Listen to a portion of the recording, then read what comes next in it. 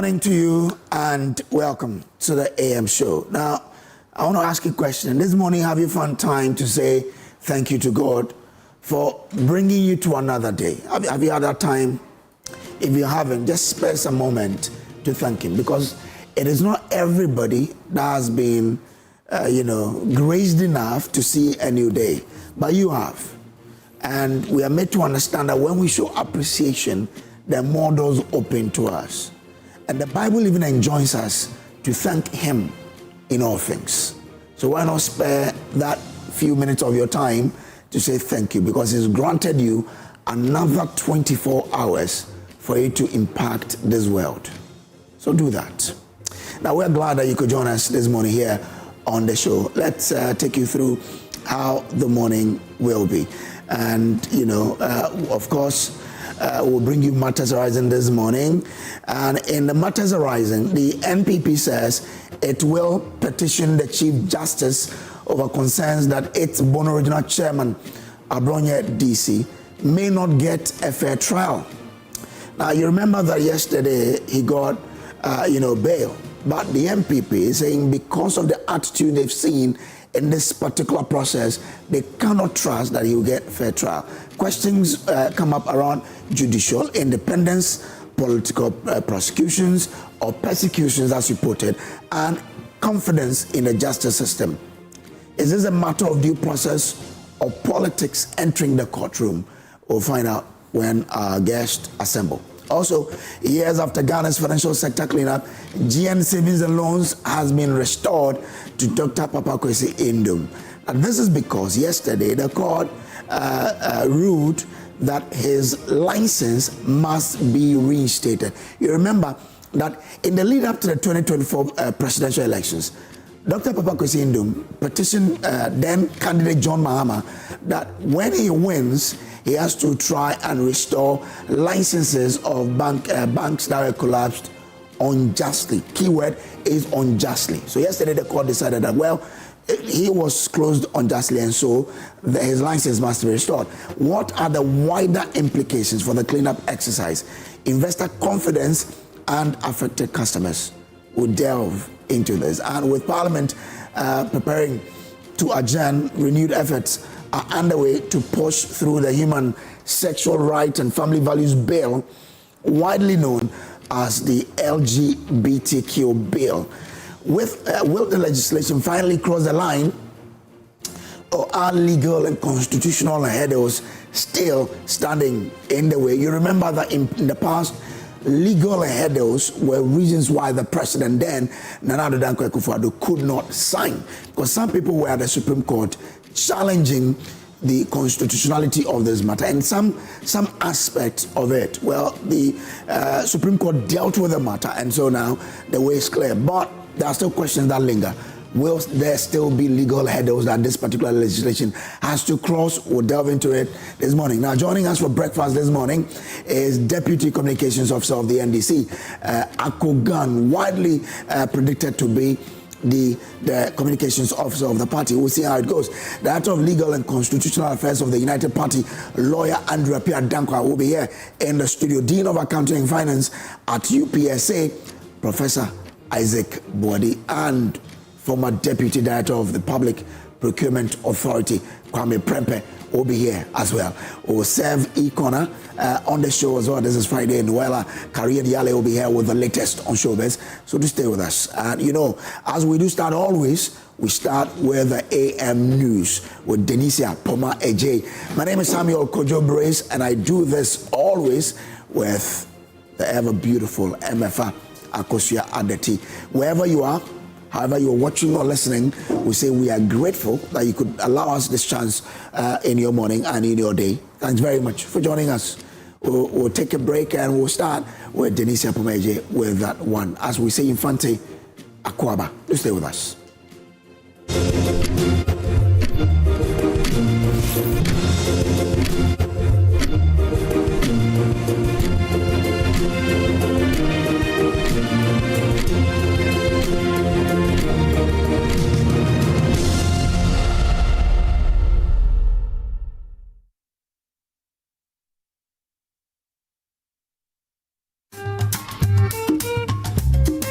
were living in one of the pavilion behind. Later that we had this new building. Then we now moved to the new building. You did a lot. They have come here and asked us, and they have continued our 6-unit classroom building. A lot has changed. After documentary, we had 60 tables and chairs, then a 10-bedroom teacher accommodation. We have never been fair to these young children. The children are suffering. We applied for school feeding, which will have also helped to increase the enrollment. The impact has been great in terms of enhancing duty bearer responsiveness, in terms of responding to the infrastructure needs, in terms of teacher availability. We are seeing that there's progress.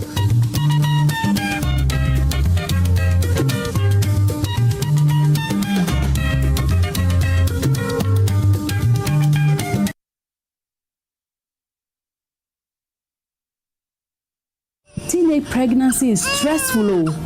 It is world war. Dreams are paused, futures rewritten, and childhood replaced with the heavy responsibility of raising a life.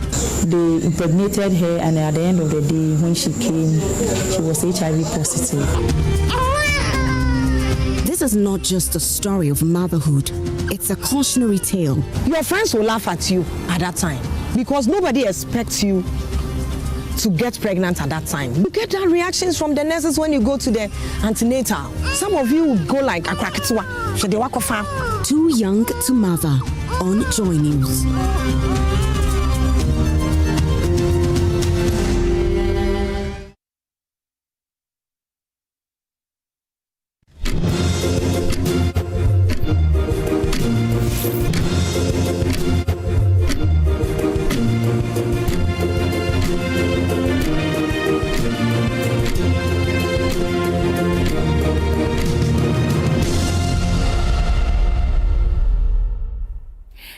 Good morning and welcome aboard to the AM News. My name is Denise Apomaji, and our very first story. Education stakeholders in the Central Region have launched a Stop SHS Sports Hooliganism campaign ahead of future inter-school sports competitions to address the violence that marred sporting activities during the previous academic year. According to the stakeholders, the initiative is aimed at promoting peaceful coexistence, restoring discipline, and ensuring sanity during school sports activities across the region. Sports activities among senior high schools in the Central Region over the past year have been marred by violence, prompting education stakeholders to embark on a peace campaign aimed at changing the narrative. At the official launch of the Stop SHS Sports Hooliganism campaign, the headmaster of Adankwaman Senior High School and campaign champion, Nana Bafueje, explained that the initiative seeks to foster respect and inclusion during school sporting activities. This campaign is built on 3 core pillars. Respect for opponents. We win humility and lose in grace. An opponent is a partner in the game, not an enemy to be despaired. Safety and inclusion. Every student, regardless of their affiliation, should feel safe and welcome at any festival. Hooliganism has no place where we want to foster a sense of belonging. The assistant headmaster in charge of domestic affairs at Assin State College, Augustus Donto, also highlighted the effects of sports-related violence on schools. School sports benefit all of us, especially communities, host communities, because now people have formed certain images and perception about certain communities. They're giving them the hostile tag, the violent tags, because of incidents of school hooliganism. Schools have also gotten the names of being peaceful, being welcoming, being friendly, because of school sports. So the benefit is not only to the participating schools, but to the whole nation. Deputy Central Regional Director of Education, Harriet Ojura Aidan Sego, urged the students to reflect on the long-term consequences of violent behavior. I keep telling students anytime I have the opportunity, what you are doing now, if in future your attention is drawn to it, will you be happy about it? There are people who are busy paying the internet to scrap off certain things they have said because they are fighting for certain positions and it will go against them. What impression are you even giving about your school, about your country, and about your region? So the regional director of education would want me to tell everybody, let's respect ourselves, have a good attitude towards our opponents, respect the rules of the games that we engage in, and think about the future. Adding his voice to the campaign, parish priest at St. Louis Parish in Asendaman, Reverend Father Cyril Arthur, pledged the support of the clergy towards the campaign. As religious leaders, we also plead and we also pledge that we shall support this no hooliganism in sporting activities in our school, and we will support with our prayer, we will support with all the resources we have as religious institutions. From Asendaman, Abigail Lisol Nkrumah reports for Joy News. From the Central Region, let me take you to the Upper West Region. Landing at Wa Airport should be a routine, but pilots are dodging birds, livestock, and open ways to land safely. Aviation officials warn a near miss could soon become a tragedy. Stakeholders are now calling for demolitions, a farming ban, and also arrests. Joy News' Upper West Region correspondent Rafiq Salam reports from Wa. Landing in Wa shouldn't feel like dodging birds, goats, and sheep. But right now, the runway here is fighting a daily battle with wildlife, waste, and encroachment. That's why the Ghana Airports Company Limited brought everyone to one room in Wa. Aviation officials, chiefs, and local government sat down to tackle what they call an escalating safety crisis. Around the airport, you know, it's a waterlogged area, and there are a lot of grain farming, rice, maize, and all these attract the birds close to the runway, and they come in their numbers. The danger spikes when farming moves too close. Rice and maize fields around the airport are pulling in flocks of over 300 birds at a time. It will surprise you that you can count over 300 birds at one side of the airport, and it takes a very short seconds for the bird to get close to the runway. It's worrying us, so the appropriate authorities should also consider that one. Like the waterlogged area, the farming activity there is also worrying us a lot. For journalist Suala Abdul Wahab, who have covered Wa for years, the risk is personal. He recalled a 2008 scare involving a former vice president's flight. When he was leaving, we had information leaked that a boat nearly crossed the runway. It was a serious problem. And the following week, we went around with the MCE there to mark some houses to be demolished. As we speak now, the houses are still there. And secondly, more houses have come. A former Wa District Chief Executive and now Paramount Chief of the Boha Traditional Area, Nasir Pelpo Ali Yelmana, pointed to 1996 when Wa went from the dirtiest town in Ghana to the neatest in 2 years. In 1996, Wa was declared the dirtiest town in the country. But later in 1998, it became the neatest town in the country. That was because of enforcement.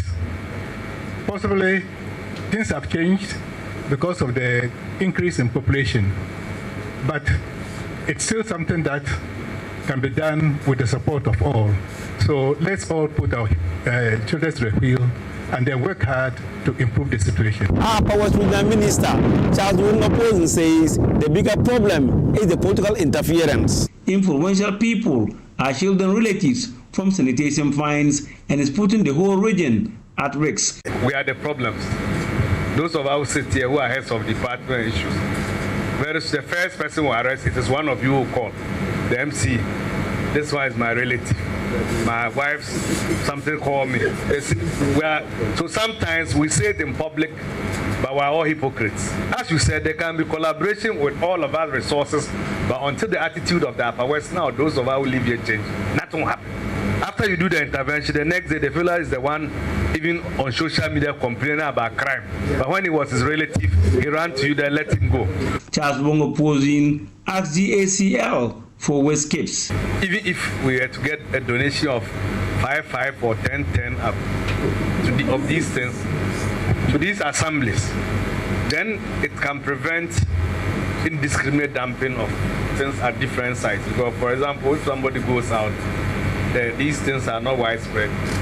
The nearest place he throws it away, look left, look right, nobody is coming, they will throw the polythene with them. Director, Airport Management at GACL, Kojo Abrifasakodie, pencil it for consideration. We sometimes support some of this engagement. I remember in Kumasi, Asokore they were having some drainage issue, so we provided some financial support for them to do some desilting and all that. So we'll go back and look at it. But I also plead with you as a head of the Regional Coordinating Council, if there is a way that waste management can be prioritized in your budget allocation. For the Wa Airport, the demands are clear. Demolish encroachments, ban all farming activities near the runway, and also enforce sanitation bylaws. Reporting for the news, Rafik Salam. Wow.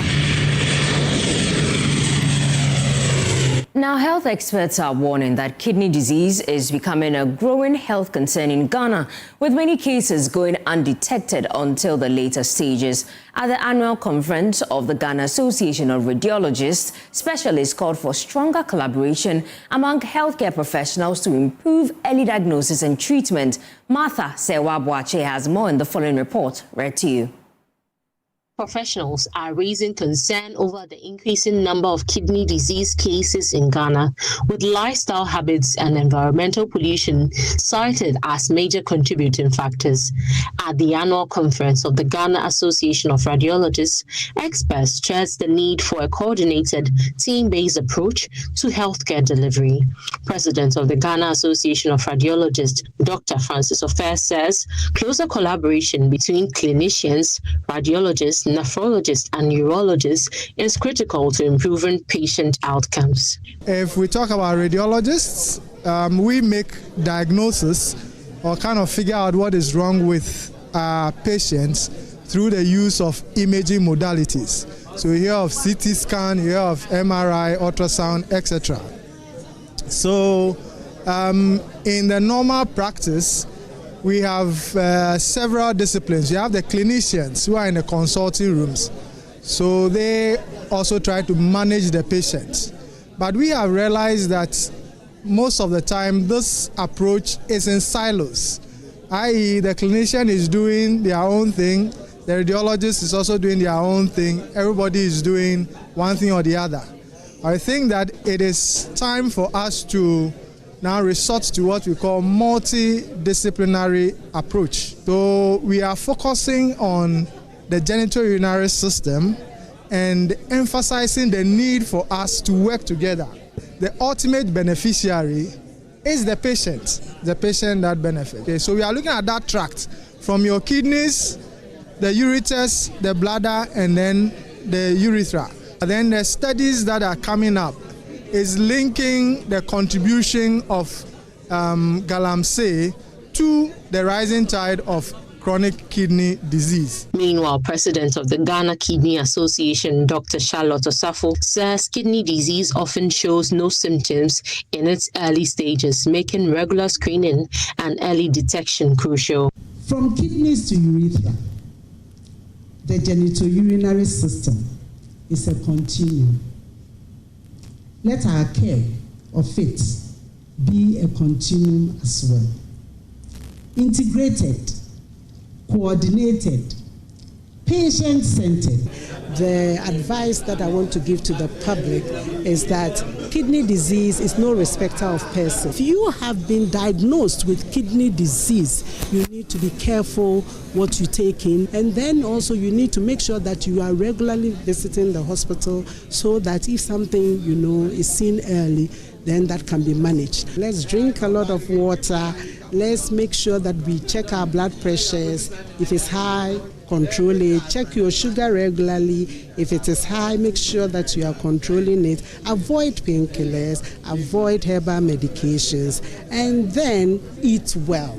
The health experts are urging the public to prioritize regular medical screening while calling for a stronger collaboration among specialists to improve kidney disease care and save lives. Martha Sewabwachi's report, read to you.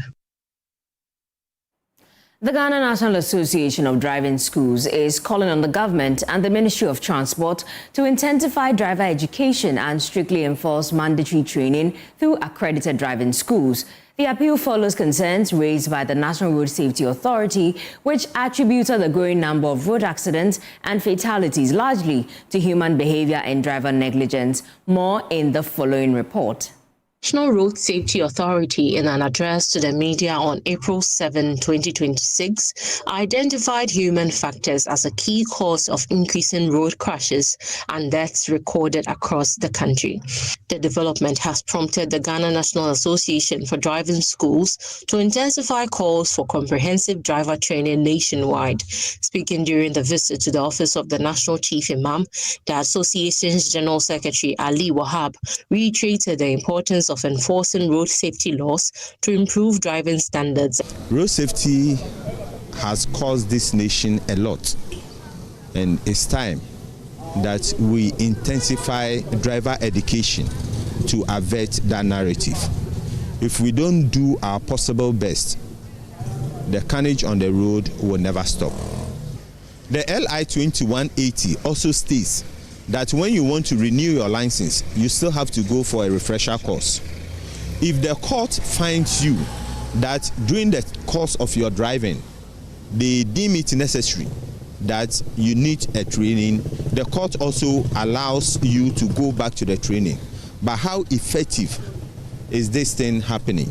So this is the time that we want to call on the government, the Ministry of Transport, to make sure that all these laws are triggered to make sure that driver education will not go down the drain.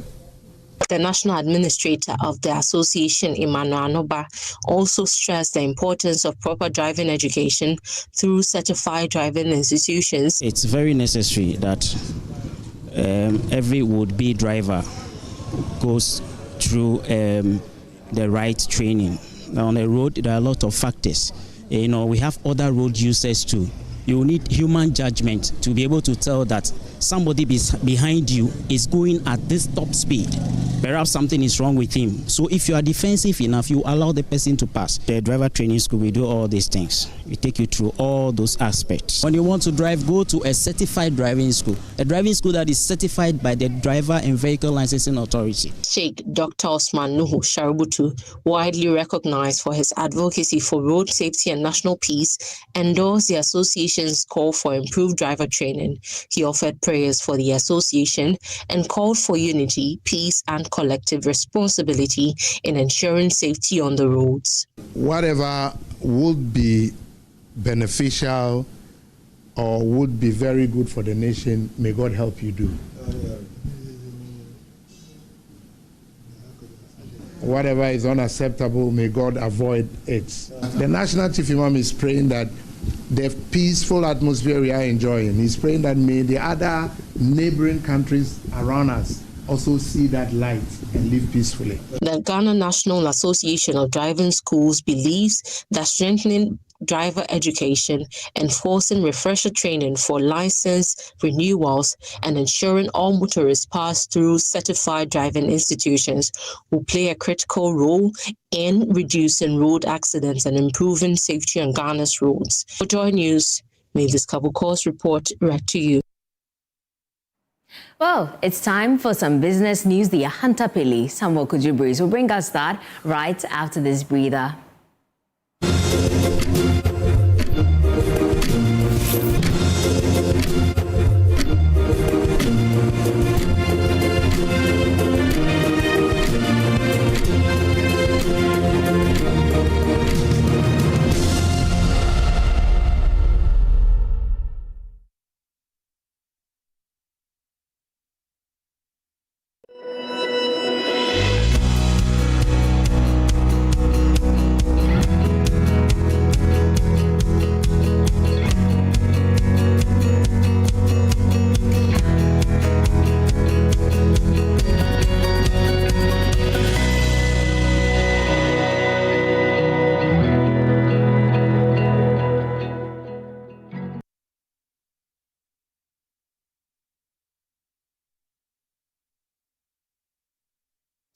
Well, let's do business updates now. And business groups at the country's port have thrown their support behind the Ghana Shippers Authority amid growing tensions with some international shipping lines over regulatory measures within the country's shipping and logistics sector. The group described the move as unfortunate and harmful to national economic interest, insisting that shipping companies operating in Ghana must comply with the country's laws and regulatory framework. Here's President of GUTA, Clement Boateng, speaking to Joy Business. Our people go to pay the 760. They said no, they will not accept it. So they have instituted a legal action of injuncting the 720 cedis until the final determination of the case is made. And the first hearing of the case is coming on tomorrow. And that is the more reason why we have held this press conference, that Ghana is a sovereign country, and any investor who comes to operate Ghana here must operate under the laws of the country. And Shippers Authority is mandated. They are the regulators of the shipping industry. So why is it that they have come out with a figure and you people don't want to adhere to it? So we are saying we are in full support of Shippers Authority, and we are calling on the President and the Transport Minister to make sure that Shippers Authority exercise its mandate so that these people cannot take us for a ride. So that is the import of the whole matter. Now, banking consultant Nana Otua-Champon says the restoration of the license of GN Bank could trigger similar demands from other financial institutions affected during Ghana's financial sector cleanup exercise.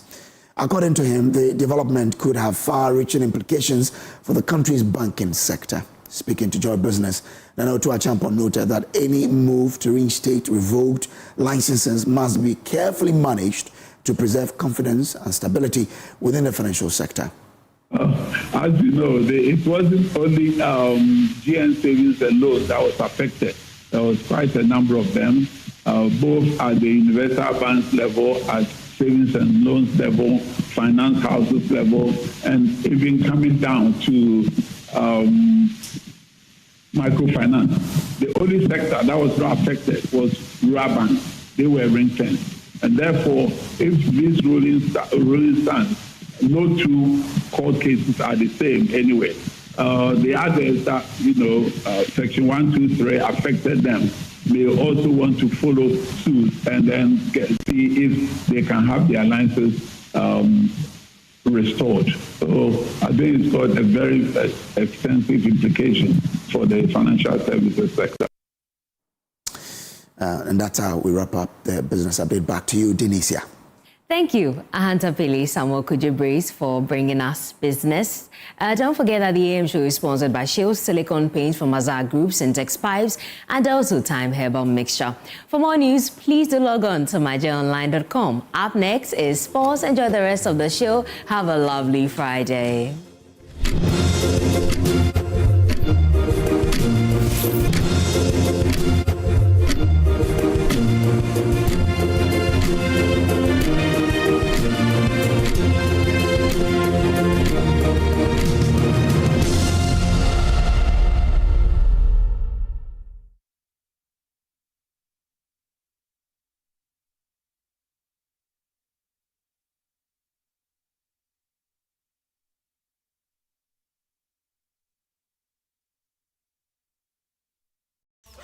Now let me share my wildlife experience with you at Safari Valley Eco Park. Welcome to Safari Valley Eco Park. Our electric shuttle pulled up and in no time our tour began. We were surrounded by wildlife from the moment we entered the Eco Park. We were greeted by experienced tour guides who took us through orientation and how to better enjoy the experience. Watch these animals roam freely in their natural habitat undisturbed by our presence. We saw zebras, sable antelope, brown crane, mara, silky chicken, nyalas, Shetland ponies, and so many animals I just couldn't keep up. Our tour guides taught us so much about the wildlife, their behavior, and how to interact with them. I even fed them. We also went fishing on a man-made canal. Then we took a break to have lunch in this serene environment. All this amazing experience for this price for adults? This price for teenagers. It's a bargain. As the sun began to set, it was time to go back home, but not before dinner by the campfire. It has been a thrill of a lifetime, and I can't wait till my next visit. Safari Valley Eco Park, bringing you closer to nature. Another week is here on the greatest of all time show. My name is Giovanni Clip, and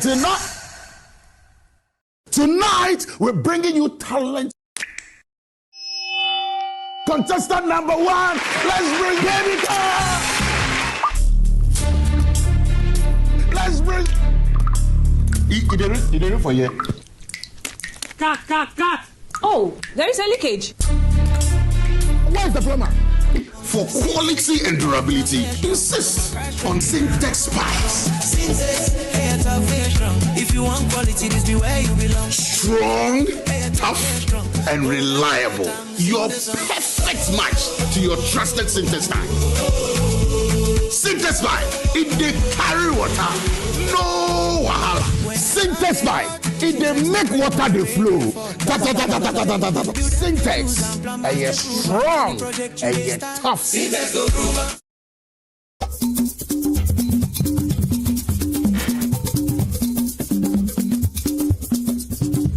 Makwanu gede be nyakponu yo mielola gado yi la aja agoma cho mokhade anuji.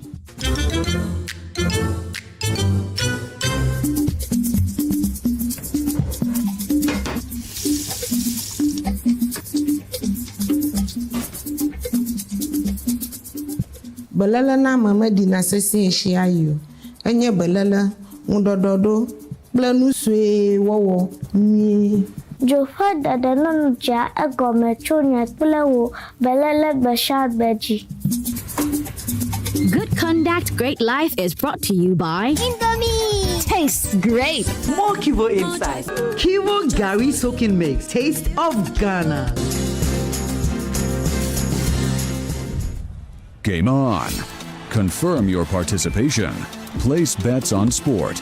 Get a free bets and weekly cashback. Take part in the prize drawings. Use promo code to get welcome bonus. Cadbury Hot Chocolate. Crafted from cocoa, milk, and sugar. Creamy, chocolatey, frothy goodness, rich taste, so satisfying. Cadbury goodness, the treats you deserve every day.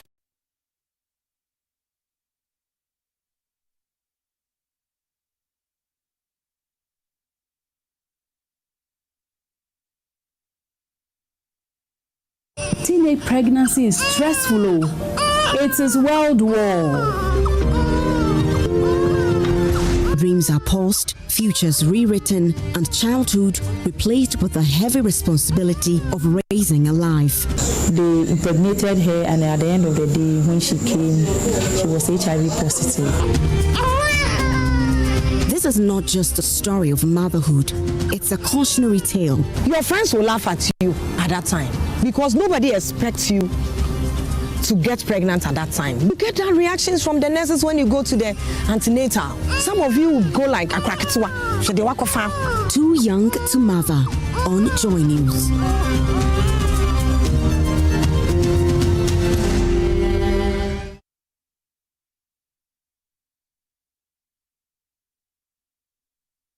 This week on the Career Trail. I was born in the States. I wanted to be an aerospace engineer. So I'm graduating at this point. I don't have a job. I don't have a business either. You know, I remember I sent, I was sending emails to people that had businesses on the continent. I mean, I'm sure whoever was reading the email didn't even know where Ghana was. And then for 2 years, made a lot of money in the process. And I decided to now focus on ping-pong. This lady just walks out and, she's talking to her friend. She's like, ice cream, 10 cedis. I'm coming if I go to food. Listen, if you can make it here, you can make it anywhere.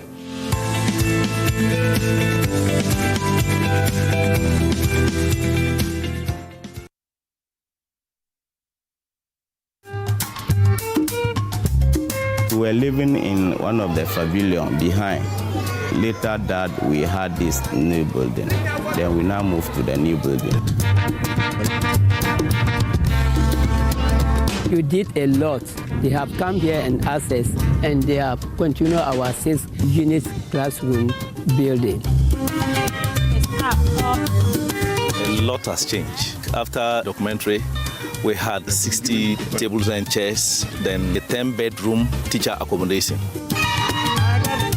We have never been fair to these young children. The children are suffering. We applied for school feeding, which will have also helped to increase the enrollment. The impact has been great in terms of enhancing duty bearer responsiveness, in terms of responding to the infrastructure needs, in terms of teacher availability. We are seeing that there's progress.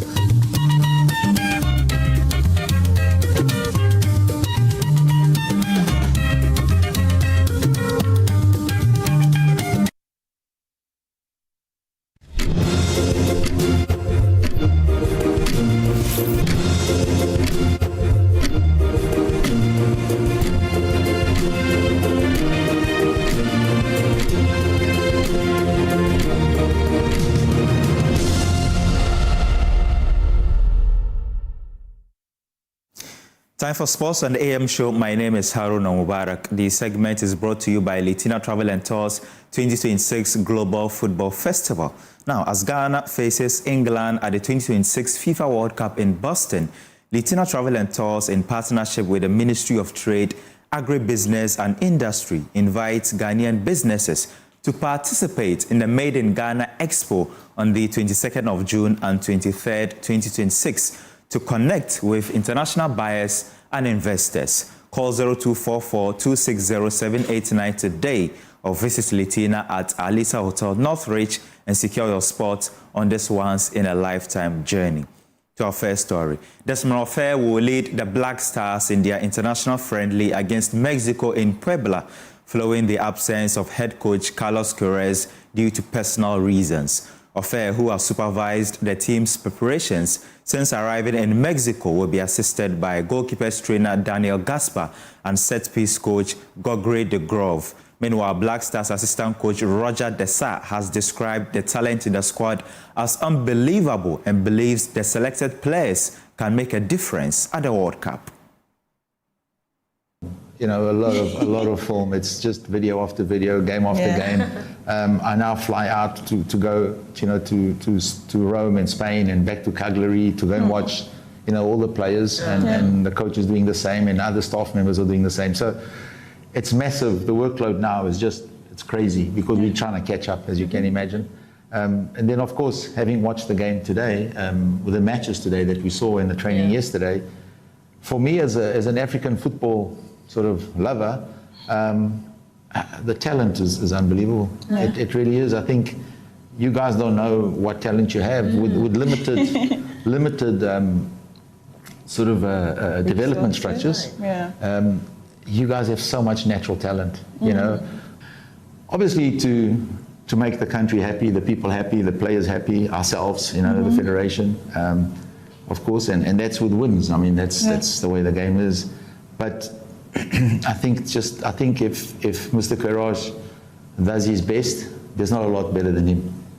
You know, so we're okay.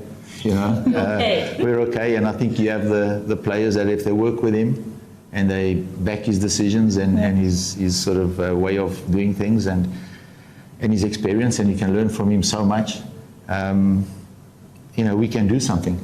I'm not going to tell you we're going to win the World Cup, but nothing is impossible. You know, so let's go game by game. You know, I think target number one is Panama.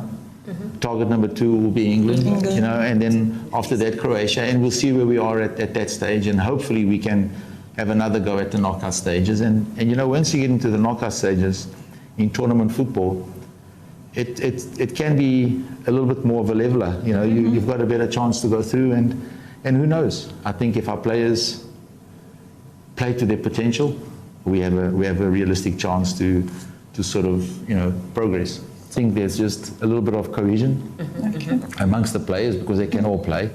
I don't think we're going to teach them how to play. I think we're just going to try and find a way that we all are fighting for the same purpose and we're all believing in you know, the target we're going for. Now, the international friendly between the Black Stars and Mexico comes off at 2 a.m. and to be live on the Joy Prime channel. Now, elsewhere, former Black Stars captain and Ghana football legend Asamoah Gyan has opened up about suffering depression after being officially unveiled as the GFA's ambassador for national teams and Colts football. The country's all-time leading scorer disclosed that a year ago he quietly battled clinical depression, a difficult period that forced him to withdraw completely from public life, including staying away from social media. About a year ago, I had personal issues which led me into depression.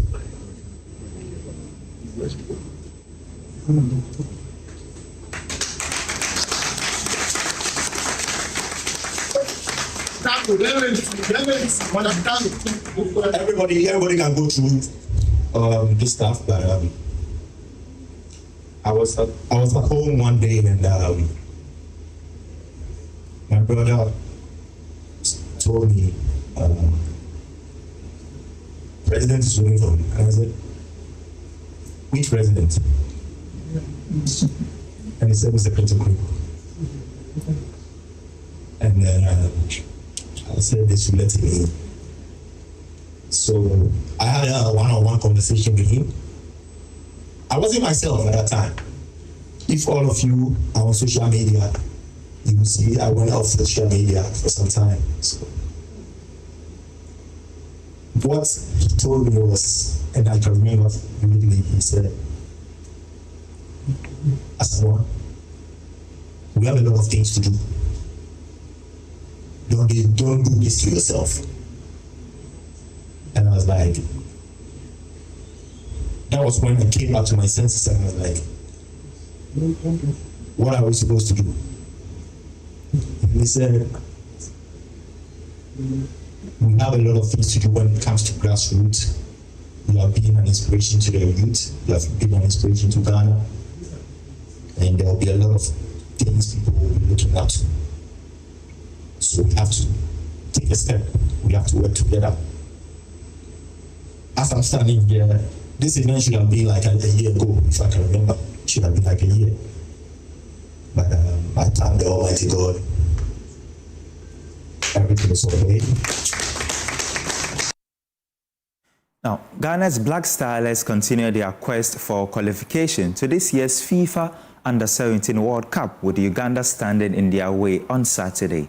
The Ugandans are coached by former Ghana international Lai Kingston. The Starlets finished third in Group D and are now in the playoff stage as they chase a return to the global tournament for the first time since 2017. Head coach Prosper Nate Ogum says his side will go the extra mile to secure victory. Because it gives the team the ticket to compete at the World Cup. I mean, and it is a dream of every player, every coach, everybody to be at the World Cup, whether it's at the youth level, whether it's at the senior most level. It is a dream of every player, every coach to be there. So the value, the weight that it carries is so high, so important, so significant that we are all ready and we are all poised to go extra miles to be able to work hard to achieve that slot. Yeah, I think so, and it's all about the competition fever, as I've already spoken. You know, these are young boys, and sometimes when they come, as far as adaptation and integration is concerned, it takes some time. They are unable to quickly settle into the tournament fever, the tempo of the tournament, the temperament of the tournament. They are unable to settle into it. But then as they go up and down, play the games, watch their own videos, watch videos of other teams. Sometimes they go there to watch some of the matches themselves. As they watch, it gives them the information or the signal that they are better and they can do well. You know, sometimes when you watch your own videos after a game, or you reflect over a game, it gives you certain information as an individual and as a group and as a team to work on. And I think that is exactly what is happening. I think gradually they are warming themselves up into the tournament, but then unfortunately we are out of the tournament, but then we have an opportunity to qualify to the World Cup. Now, world-leading football agency CAA, based in partnership with Alta Legacy Sports Limited, organized a football seminar at the Mensvik Hotel in Accra as part of activities for their invitational tournament. There's more in this report. The event brought together young footballers, coaches, and stakeholders within the football industry to educate participants on structured pathways to professional football and opportunities abroad.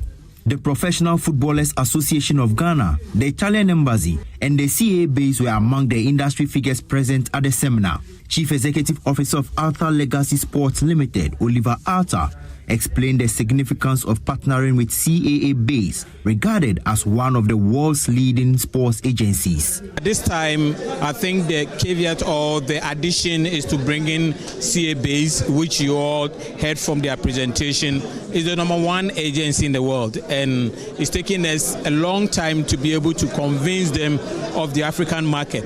In Europe, South America, they are the #1, but if they don't have base in Africa, and now Alta Legacy has been able to have that agreement with them to start a base in Africa.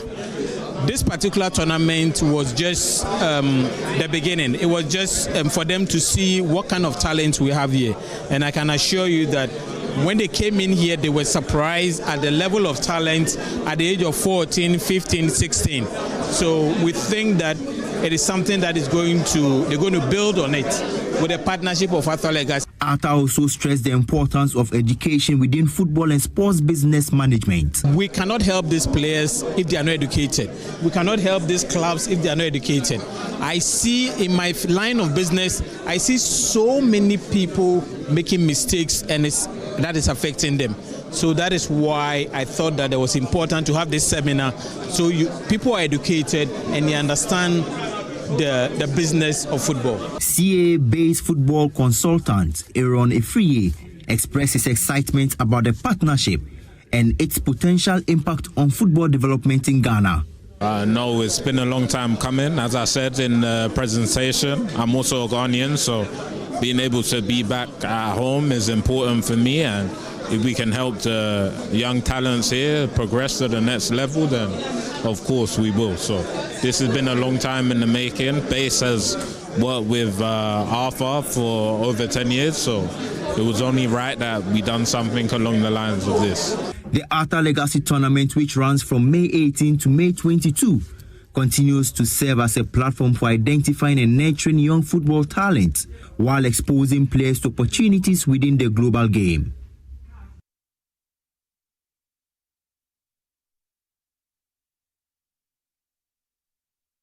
Now to the Ghana Premier League. Now let's look at the fixtures for week 34. Obviously, Midiama, they have been crowned champions of the competition, and they are set to face Hearts of Oak in Accra here. Obviously, they've been crowned champions, and they will get their coronation on Wednesday. Brekum Chelsea, they will also face Bechim United. Asante Kotoko, who are in 8th at the moment, they come up against Swedro All Blacks. Young Apostles, they take on FC Samatex. Vision FC, they come up against Diana FC. Kerala United will face Nations FC, who are fighting to stay in the Premier League. They are currently in the relegation zone. BBN Gold Stars take on 11 Wonders. Basaka Holy Stars lock horns with Dreams FC, and Hearts of Lions, they face Hohoi United.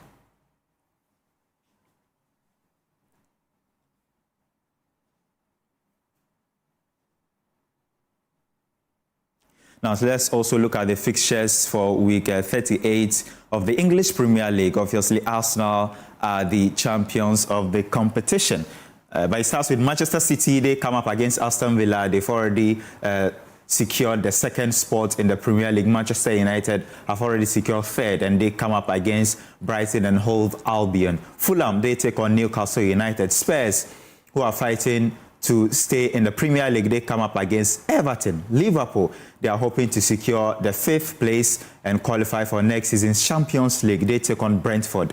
Burnley come up against Wolves. Nottingham Forest will face Bournemouth, who have secured a European spot in the competition for the first time in their history. West Ham United, battling relegation, they come up against Leeds United. Sunderland, they take on Chelsea. Chelsea are hoping to, at the very least, qualify for the UEFA Conference League. Crystal Palace will also face Arsenal. Arsenal, obviously, the champions of the competition for the first time since 2004. Now, Cristiano Ronaldo scored twice as his Al Nassr team beat Denmark 4-1 to earn the Portugal star his first Saudi Pro League title since moving to the league in January 2023. It is the club's 11th league title, but first since Ronaldo joined the Al Nassr side. Of course, they finished 2 points ahead of rivals Al Hilal. And that's how we wrap up the sports segment on the AM show. My name is Haruna Mubarak. The header finds the net. Sadio Mane for Al Nassr. In front of him. Bari. Coman! Well, if you're going to win a league, do it in the most special manner possible. It's a brilliant Kingsley Coman goal. He's got his arm out. It's in an unnatural position. The referee's checked it very, very quickly. We're about to find out. Penalty, Damak. And the tail.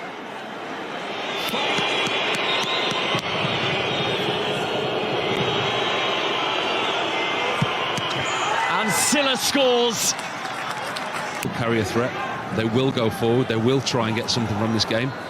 Their survival depends on this also. Ronaldo, eyes for goal. Fires a goal!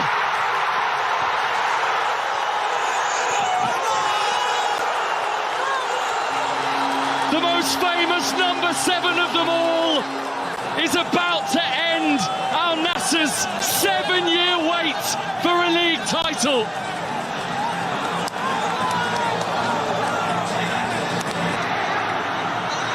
We shout. Ronaldo, another one.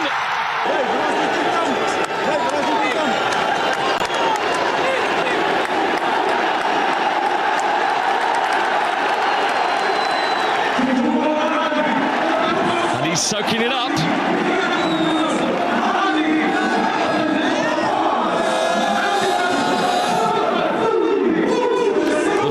Kingdom is in Al Nassr's hands again. The class of 2026. 7 years of promise.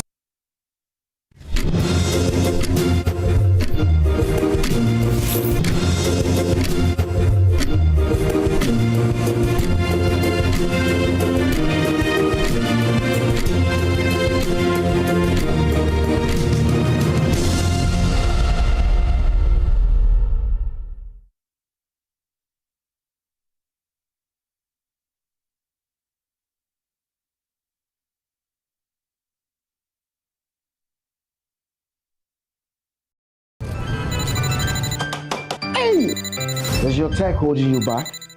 Feeling lost in the maze of outdated gadgets? Relax. Come with me to Configure.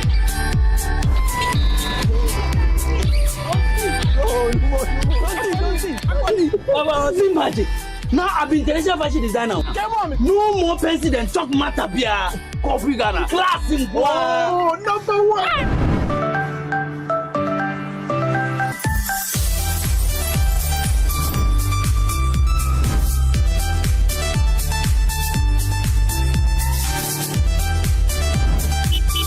Ghana, we don't just sell electronics, we transform your life.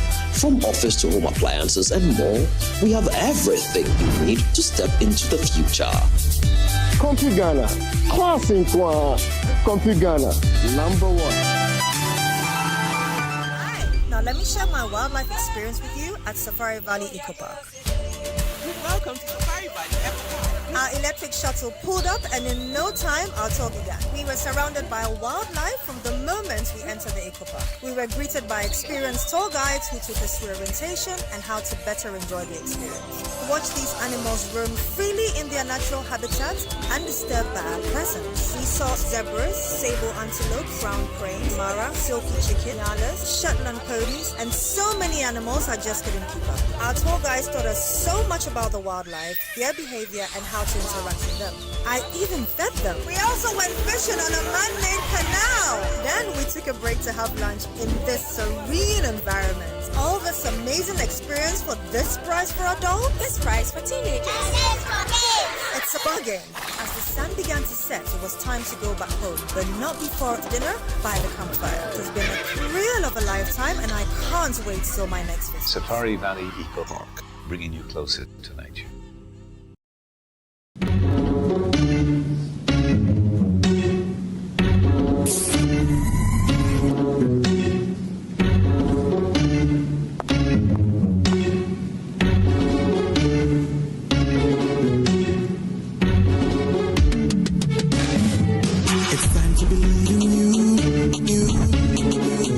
Changing, so should you.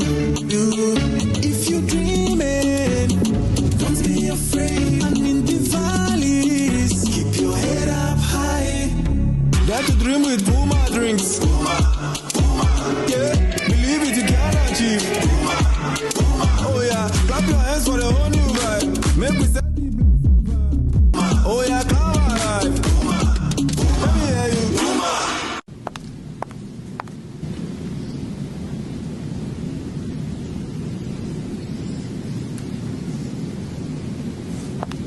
Puma Drinks, a whole new vibe. Another quality product from Casa Precon. This advert is FDA approved.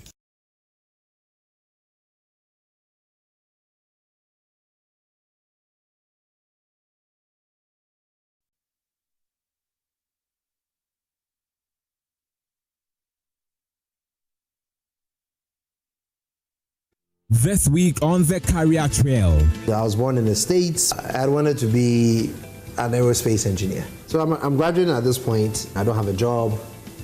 I don't have a business either.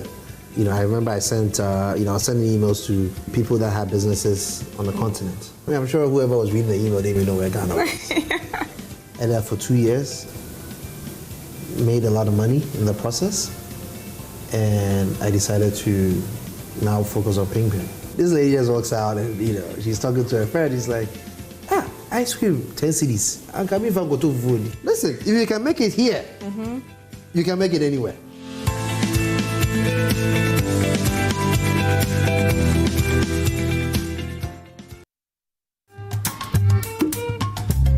We were living in one of the pavilions behind.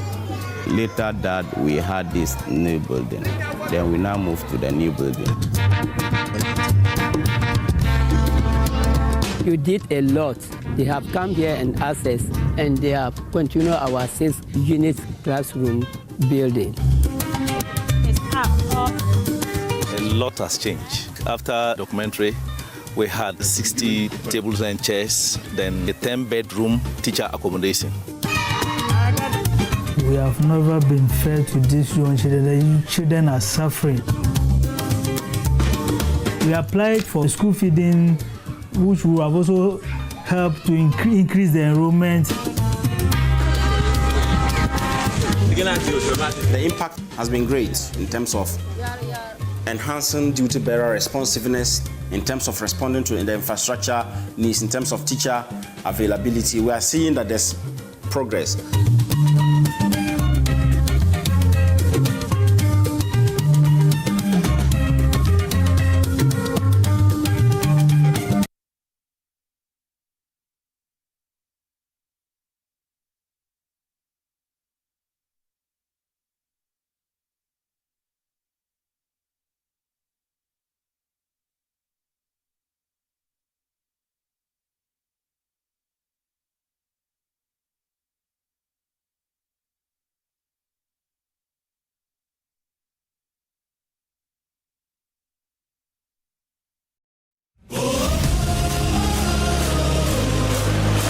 From Africa to football's biggest stage, you are invited to be a part of it.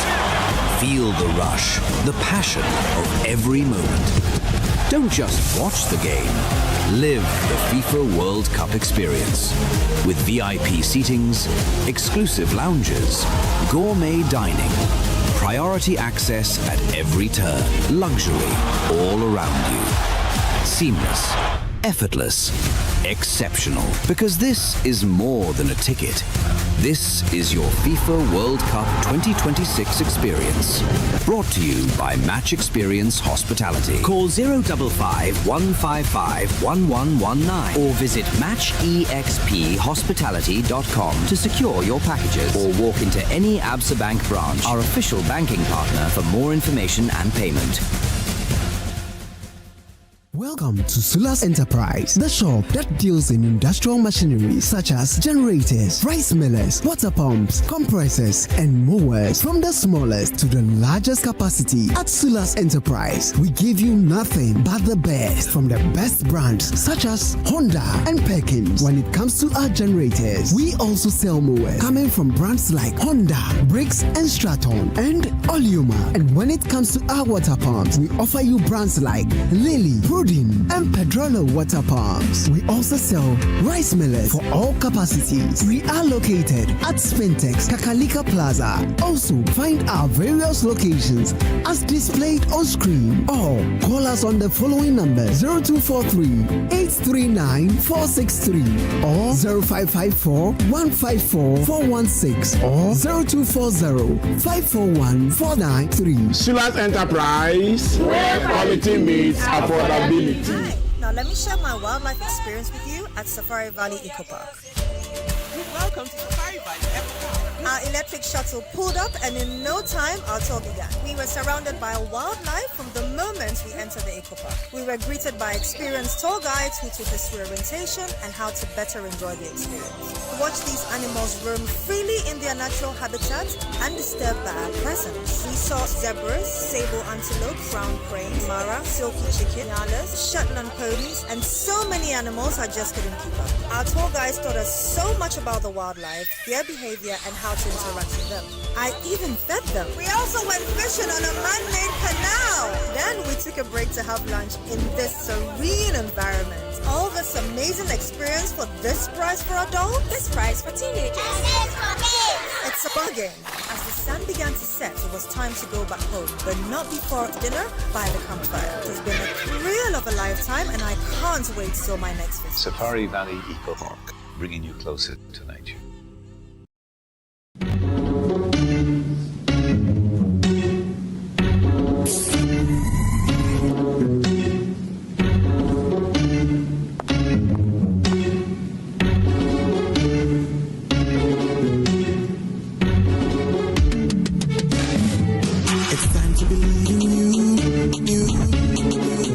Changing, so should you.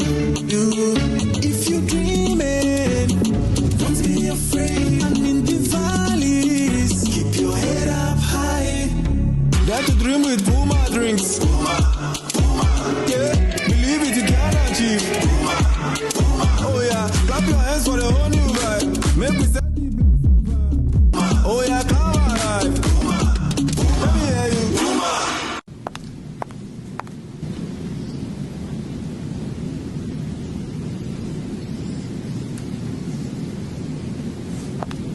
Puma Drinks, a whole new vibe. Another quality product from Casa Precon. This advert is FDA approved.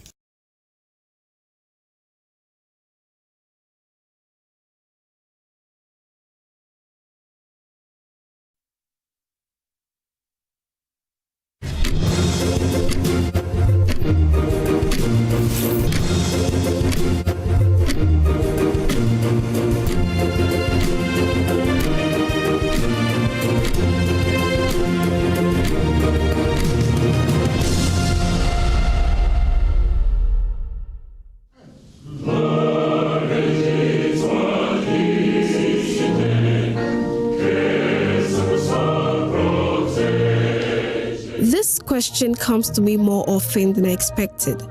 What exactly do I find in choral music?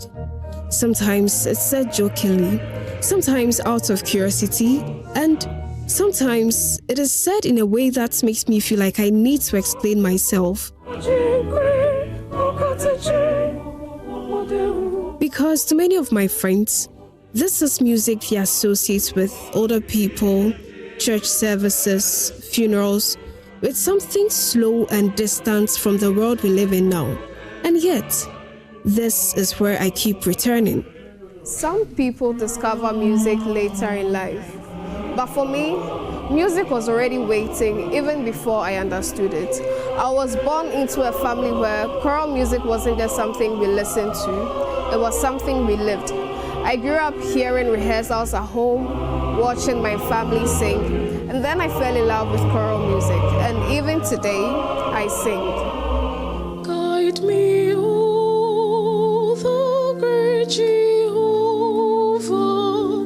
I'm growing in a time where music moves quickly, where songs become popular overnight and disappear just as fast, where attention is everything and silence is almost uncomfortable. So choosing something that does not follow that rhythm can feel like choosing to stand apart. And sometimes I do feel that difference.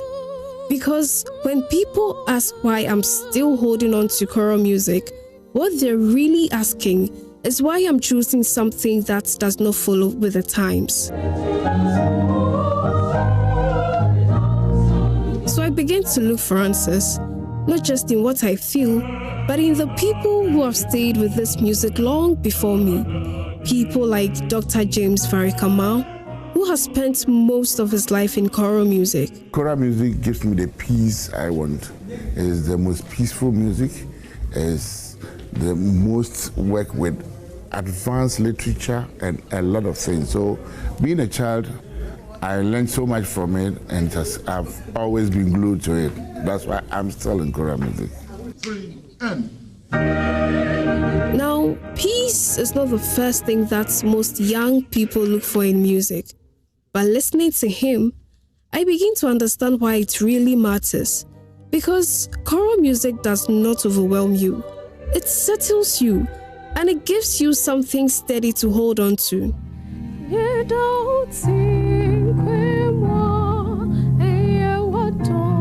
For others like Kwame Appiah-Kubi Jr., it's not just about the feeling, but it's also about the discipline that comes with it.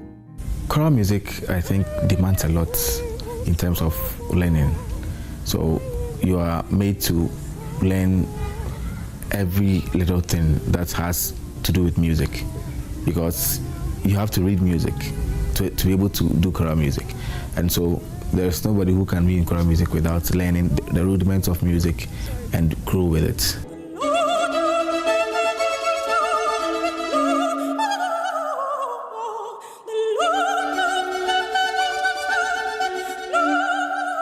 And then there are people like Leslie, whose journey in choral music did not begin with certainty. Like, I didn't want to join. They would destroy my voice. So my auntie came to convince me, because she too, she was a soprano at that time. So I joined a choir at church. I don't regret, because I learned a lot. It has opened, I think, a way for me to be a better singer. Music is not standing still, and the more I stay in it, the more I see how young musicians are reshaping it, taking it beyond church spaces and introducing it to audiences in ways that were not common before. But to understand why this music has lasted this long, I have to go beyond the present and look at where it all began.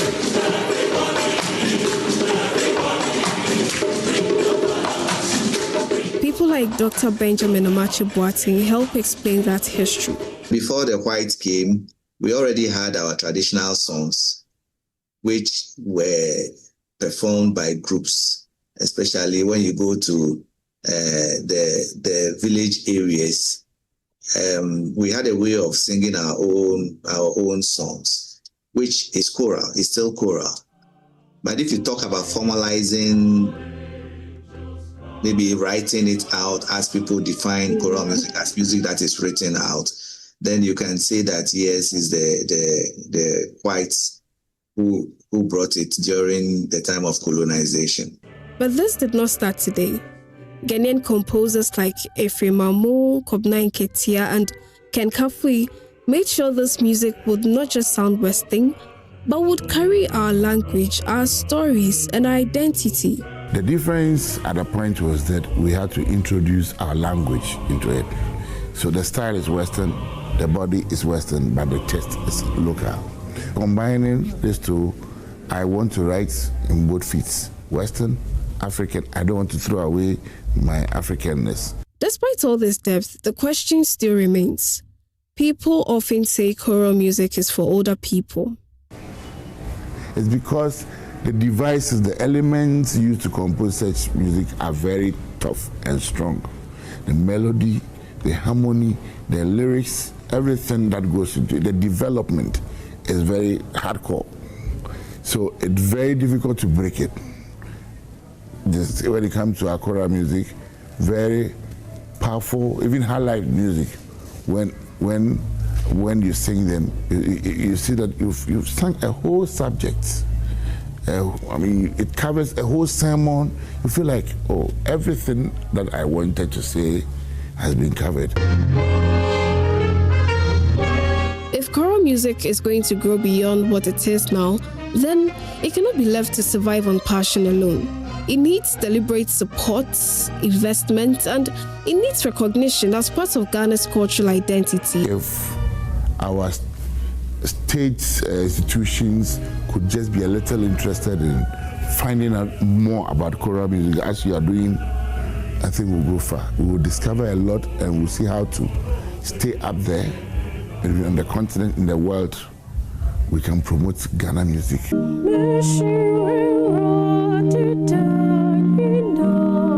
So when they say choral music is for older people, I do not disagree with them. I just know that I found it early and I'm choosing to stick with it. Evelyn Ampa, Joy News, Accra.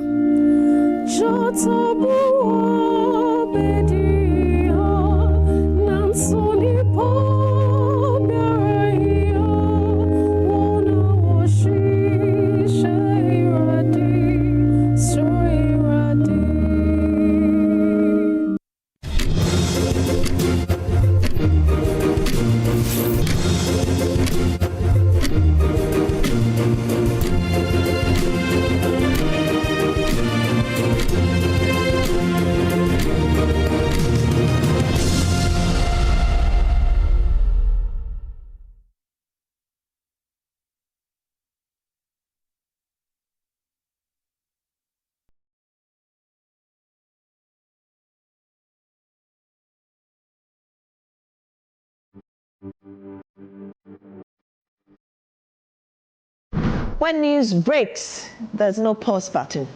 With fast-moving, developing stories, decisions are unfolding, and the nation is watching. This is News Desk, with a very fast and precise tone and attitude, 1 hour. The biggest stories, the clearest facts, politics, governance, security, the economy, not rumors, not speculation, but verified news. It's clear that the people wanted to change the will of the people of Pandai, but the Supreme Court has affirmed the will of the people. Backed by context, sharpened by analysis. Here, headlines are not enough. We go beyond the what to ask the why and the what next. Decision makers are questioned, policies are examined, and the facts are allowed to speak without fear, without favor. This is News Desk on Joy News. Independent, fearless, credible.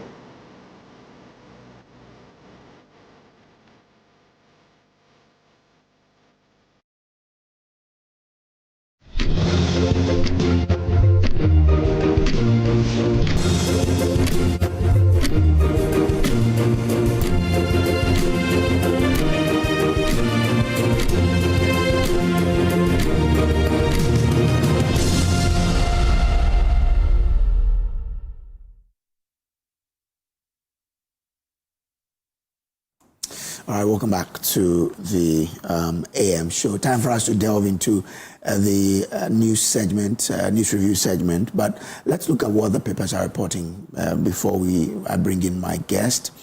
Now, if today we have the Daily Guide newspaper, we have the Custodian, we have the Daily Graphic, we have the New Finder and the Insight newspaper. Of course, let me start with the Daily Graphic.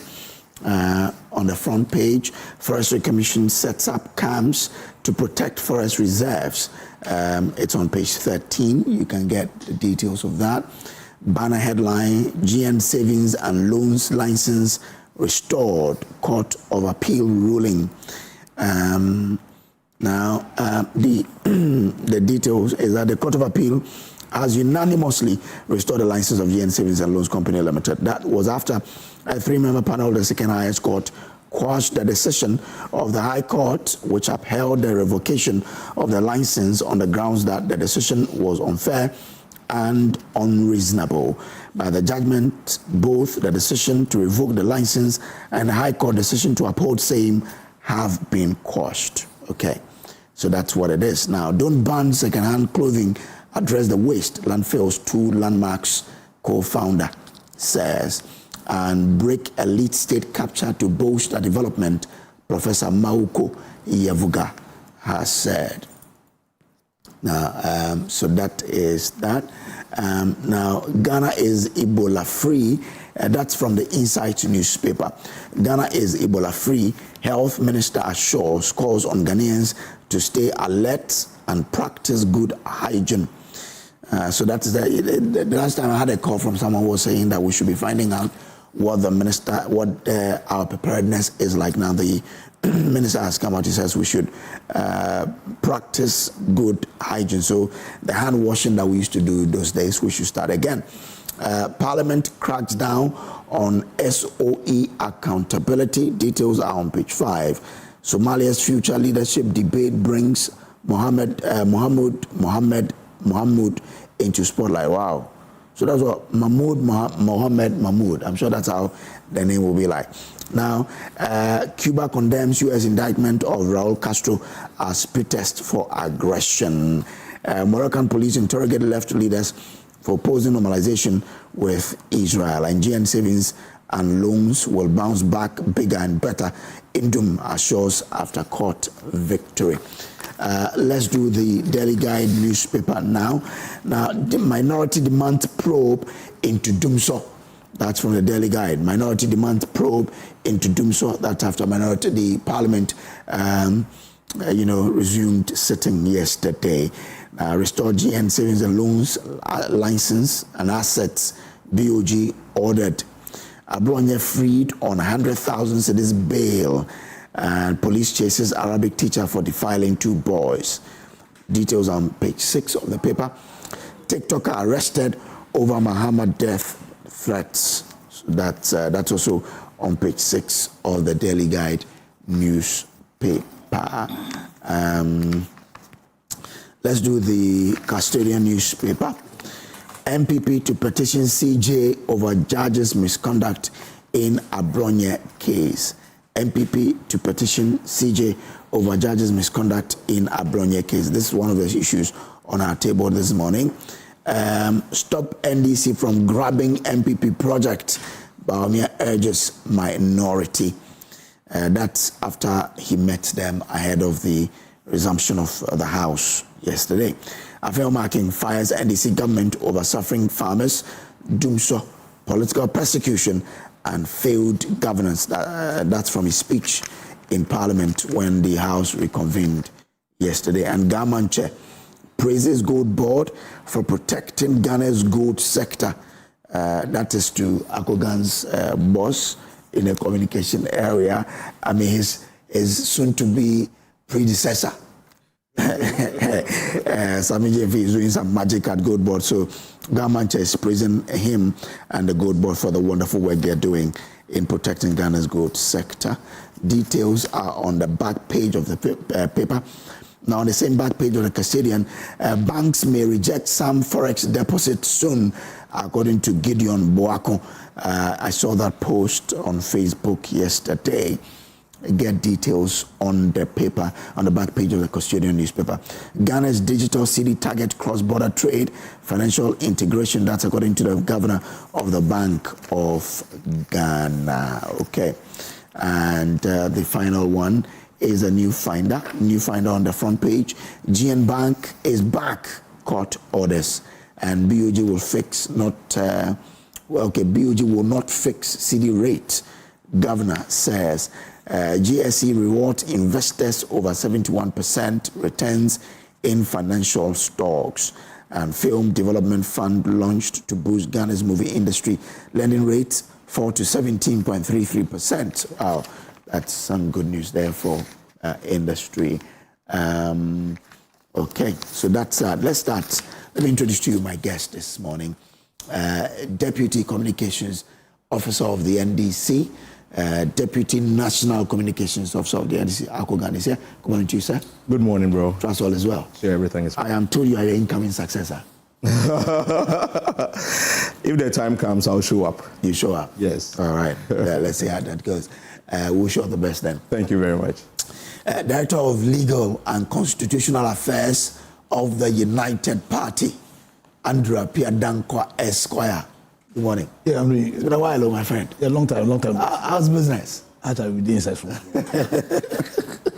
All well with the industry? No. You have the National Deputy Communications Officer here, so tell him. Yeah, no. And, okay. And like it's not about in any party. I think okay. You know, there are a lot of issues with the system. It's something a party. Okay. To address it and do with them. Okay, so that's it there. Nana Prempeh used to be the Deputy CEO of State Housing, right? No, PPA, Public Procurement. Oh, yes, of course. The last time we met was about talking about PPA. Yes. Our ball as well. Oh, by God's grace. Great. Everything is going fine. How's opposition treating you? We are managing. But if you look at how the country is going, it's very difficult. Oh, I asked about how opposition is treating you. But sir, we are in a position in this country, so I have to say about what I'm saying. Okay, so that's Nana Prempeh there. Professor Isaac Bodi is the Dean for the Accounting and Finance Faculty at UPSA. Prof, good morning to you. Good morning. I hope all is well. Very well. Okay. All right.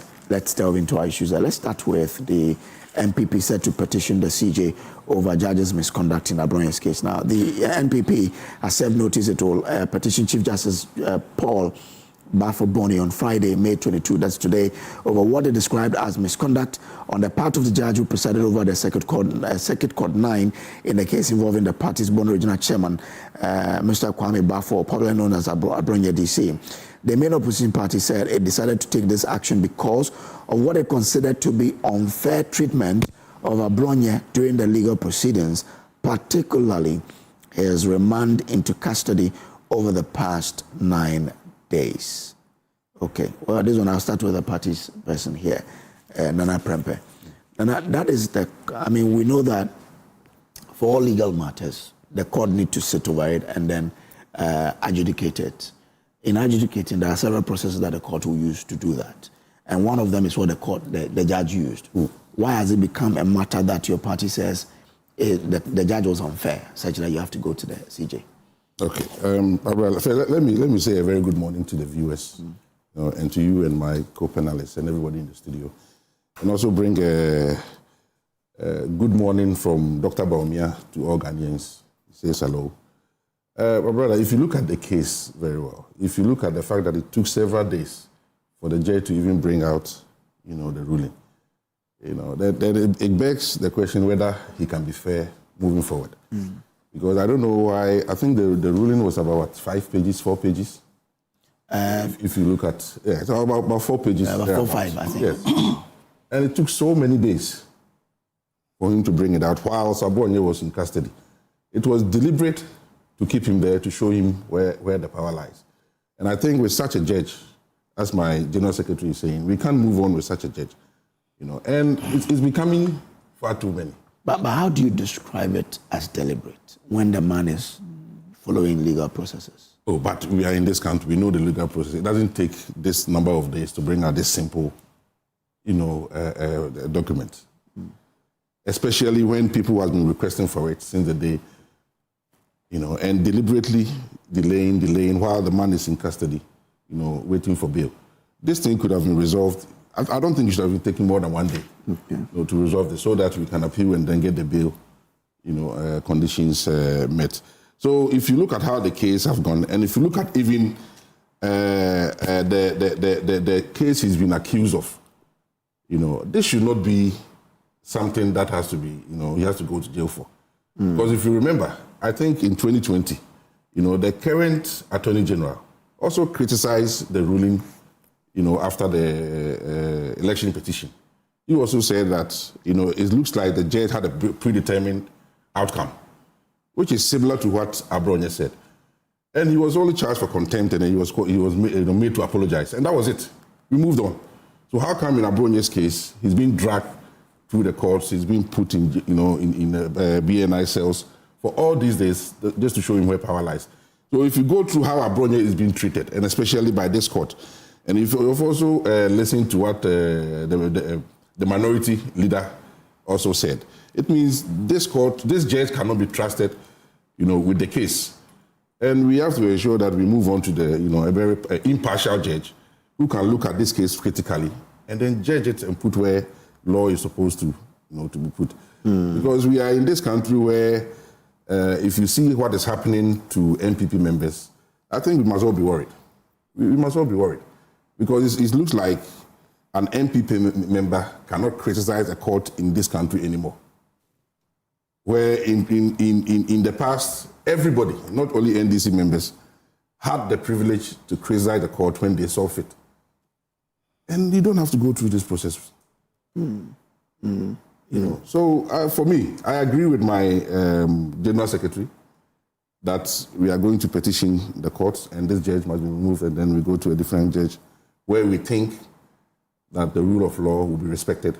But you're not the one who will assign the court and the judge. How are you then sure that you will get a judge which you describe in your mind as impartial? Oh, but at least this one, we know where he stands. Okay, so you just want him to get out of that. We know where he stands. If a dog does not want to bite you, it will show you his teeth. Is that also as we say it in our language? So he has showed us where he stands.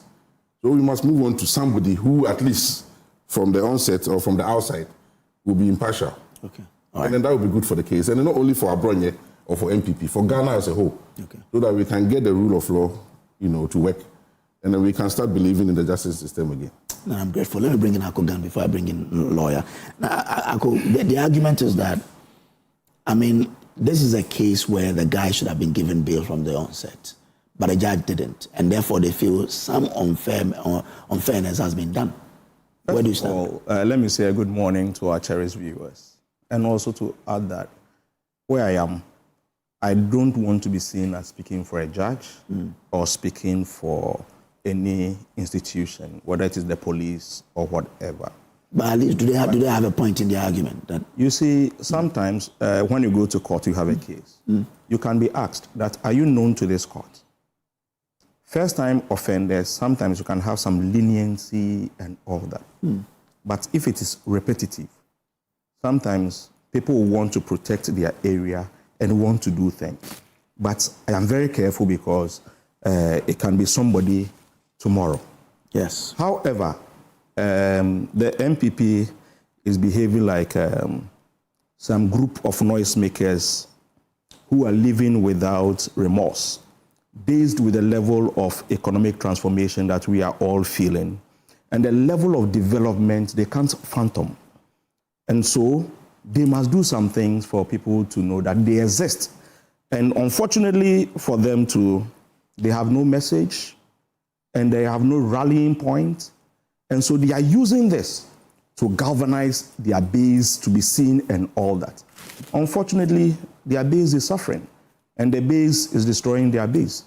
So all that they are doing is being politically influenced. Yes, the base is destroying your base. So you have to do something to galvanize your people. You just want to have a rallying point.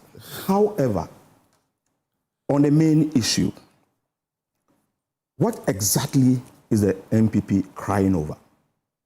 First of all, is it that Abronye has been arrested? Is that their issue? Two, is it that the law being used is a cake that must be thrown out? Or they are a special breed of people that must not be touched? The law can be used against some people, but not them. They are not clear in all these things that we are all discussing. You cannot tell exactly what the NPP is saying. You don't have a problem when somebody uses offensive words and all that. You don't have a problem. You see, morally, or as Ghanaians, or as a black people, there are some things that, forget about the law, it's unacceptable. So when some things occur, the first thing that the elders do is that, oh, let's go and beg, plead, and all those. Even in the court, there's opportunity for people to plead and all that. We are not seeing that from the NPP.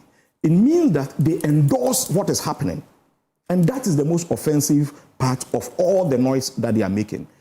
And I would have wished that Bawumia comes and say that this thing is unacceptable. However, let's be measured, and then lawyers have tender justice with mercy. Temper justice with mercy. These are some of the things that we had wanted to see from is the right thing temper or tamper? It's tamper, right? Tamper justice with mercy. So these are some of the things that we had wanted to see, so that at least we will be on the same page. For me, I have... But the same argument, will you agree with them when they also say that it means that in the past, when other people were doing same, you also supported that? That is why I'm saying that. Me, I have Muntie 3. I'm one of Muntie 3. I have suffered it before. You understand? Yeah. What was the position of the NPP? You understand? What was the position of NPP? And me, the last thing that I wish for even my worst enemy is to be hauled to prison or something like that. For instance, I spent 3 weeks in, in Sawan prisons, and a horrifying 1 week in Akusi. It's not something to laugh over. However, I wouldn't use my experience to say that let's leave it as it is, let's everybody. Free speech must be measured and controlled. That is a fact we can't deny. So in everything, even during our time, the owners of the frequency, owners of the station were all hauled to it. It wasn't a funny situation. And let me also add that I would plead with the institutions, be it the police service, be it the judiciary, that for me, there are some things that we shouldn't let people make noise over. Issues like granting bail, access to an offender, and all that. Where we are as a nation, we shouldn't make that an issue. You see, in politics, some negativities can turn to positivities. Let me use myself as an example. 2008, I contested for Deputy Regional Secretary. I lost. 2016, I contested Okayekwe North parliamentary primaries. I lost. Because of Muntie 3, I contested for a higher position, Deputy National Communications. I won. Why? It's because people felt that, oh, he has suffered. People used emotions to galvanize support for me. Then it was 10 regions. I could only do 4 regions because I didn't even have money. I was not prepared. But I won that election. So sometimes you don't use some of these petty things to frustrate people or to destroy with the mindset of destroying that person. The person may even get support and be stronger than the person used to be. So I wouldn't condone those things. I'm happy as part of your topics for discussions, we are adding GN Bank and all those things. What these people are doing is to take our minds off the positivities that we are enjoying in this country and be talking about this one. It happened to us 2016. That is why I want to be. What people? Which people are the NPP? I mean, the NPP. But they go to it's court. strategic. No, it's strategic. You understand? For instance, when His Excellency John Dramani Mahama in 2016 was constructing roads, was constructing hospitals, schools, airports, name them, we couldn't discuss those matters. We were at the peripherals doing Papano, Akonfem, and all those things. It took over the shine, and NPP won. So we shouldn't, with this experience, we shouldn't go on that tangent and give them that room because, for instance, NPP, by now I should feel that they would have come out to even condemn the young man who said that if they arrest another person, he is going to burn the NDC headquarters. At least a statement will come from the NPP by now. Those things, the police will go in, arrest the young man, grant him all those courtesies, as in if he needs bail, he must have it. But those things must go to court. The youth organizer of NPP today, after all this mess that is going on, says that I am going to galvanize, I am going to weaponize my base and ensure that this nation becomes ungovernable. What they are doing, they don't, in the first place, they don't have the power to make this country ungovernable. Okay. You understand? However, these comments must not go unpunished. Okay. You understand? And if NPP is a progressive party, they should have come out, distancing themselves from this comment, and then see how best to plead with the police and all those things, or other political parties, to come around the table and see the best way that we can do. Because, listen, tarnishing people's hard-earned image, it's not a joke. And we must not just treat it like the way we are all treating it and making it feel like Abronye is this. Let me tell you a story and then I'll wrap up. I beg you. This is 30 seconds. I'm giving you a lot of time. Yes, I appreciate that. And I'm very grateful. You see, a whole national chairman of our party, Chairman Akosua, was hauled to court 88 times under NPP. The most painful one to me was when he went to do a surgery on his spine. So he pleaded with Odame, the then Godfrey, the then AG, that because of the spine, the surgery on my spine, I cannot make the next court date. He had that surgery in US. So he pleaded that adjourn the next court day for a month because the doctors want to see a progressive healing before I come. They refused. And because of that, Chairman Akosua could not even get a direct flight from US because he couldn't sustain the pain. So he had to take it 3 different airlines so that he can have some breaks intermittently before he gets to Ghana. When he got to Ghana, the most painful thing is that they said that Godfrey Odame didn't appear in court and said that he had to file something, he hadn't filed it. So if you knew you were not ready, at least postpone this date for a month. Okay. Look at the way Chairman Akosua works today. Watch the Akosua you knew yesterday and Akosua and that is Odame's fault. No, you can decide to choose and pick. You understand? Because it is Akosua, you don't care. No, and you say that is Odame's. I'm asking. I'm not the one to answer. But I know what my chairman went through at that time. Fine. I'm asking, is it his fault? If that's what you're saying. I don't have a problem. But today, it's a question. No. Today, I'm not it can happen to you like it is happening to you now. You understand? I'm just asking. I don't have a problem. I don't want to conclude on anything. Okay. However, because it was not you then, and it is you now, you want the whole world to know. Okay. But you see, we can better tell our story. Thank you. And what we went through under Nanado. Thank you. I'm grateful. Let me bring in Apia Dankoya. I mean, the reason the judge gave for remanding Abronye into custody was that he is likely to commit similar offense if he is released on bail. Then I ask, why not allow the person to go and die on his own sword? So let me wish our lovely viewers a good morning. I wish my brother, whose party I formerly was a member, a good morning. I wish Akugane a good morning. I wish my professor brother here a good morning. I think it's a very interesting question you have asked. I think for me, everything that is happening begs a simple question: that all of us who claim we are doing politics, what fools us? Is the case that what fools us is our parochial, personal, political ambitions, or what fools us is our unalloyed commitment in fulfilling the purpose of our constitution?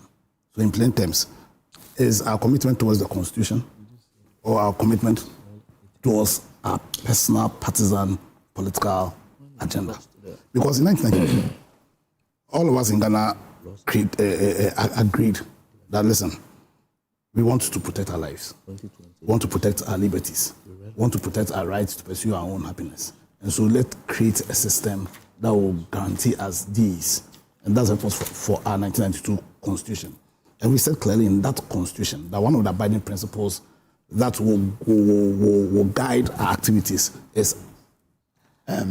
forgive me. Your mic is still live. So one will guide this agenda is the principle of the rule of law.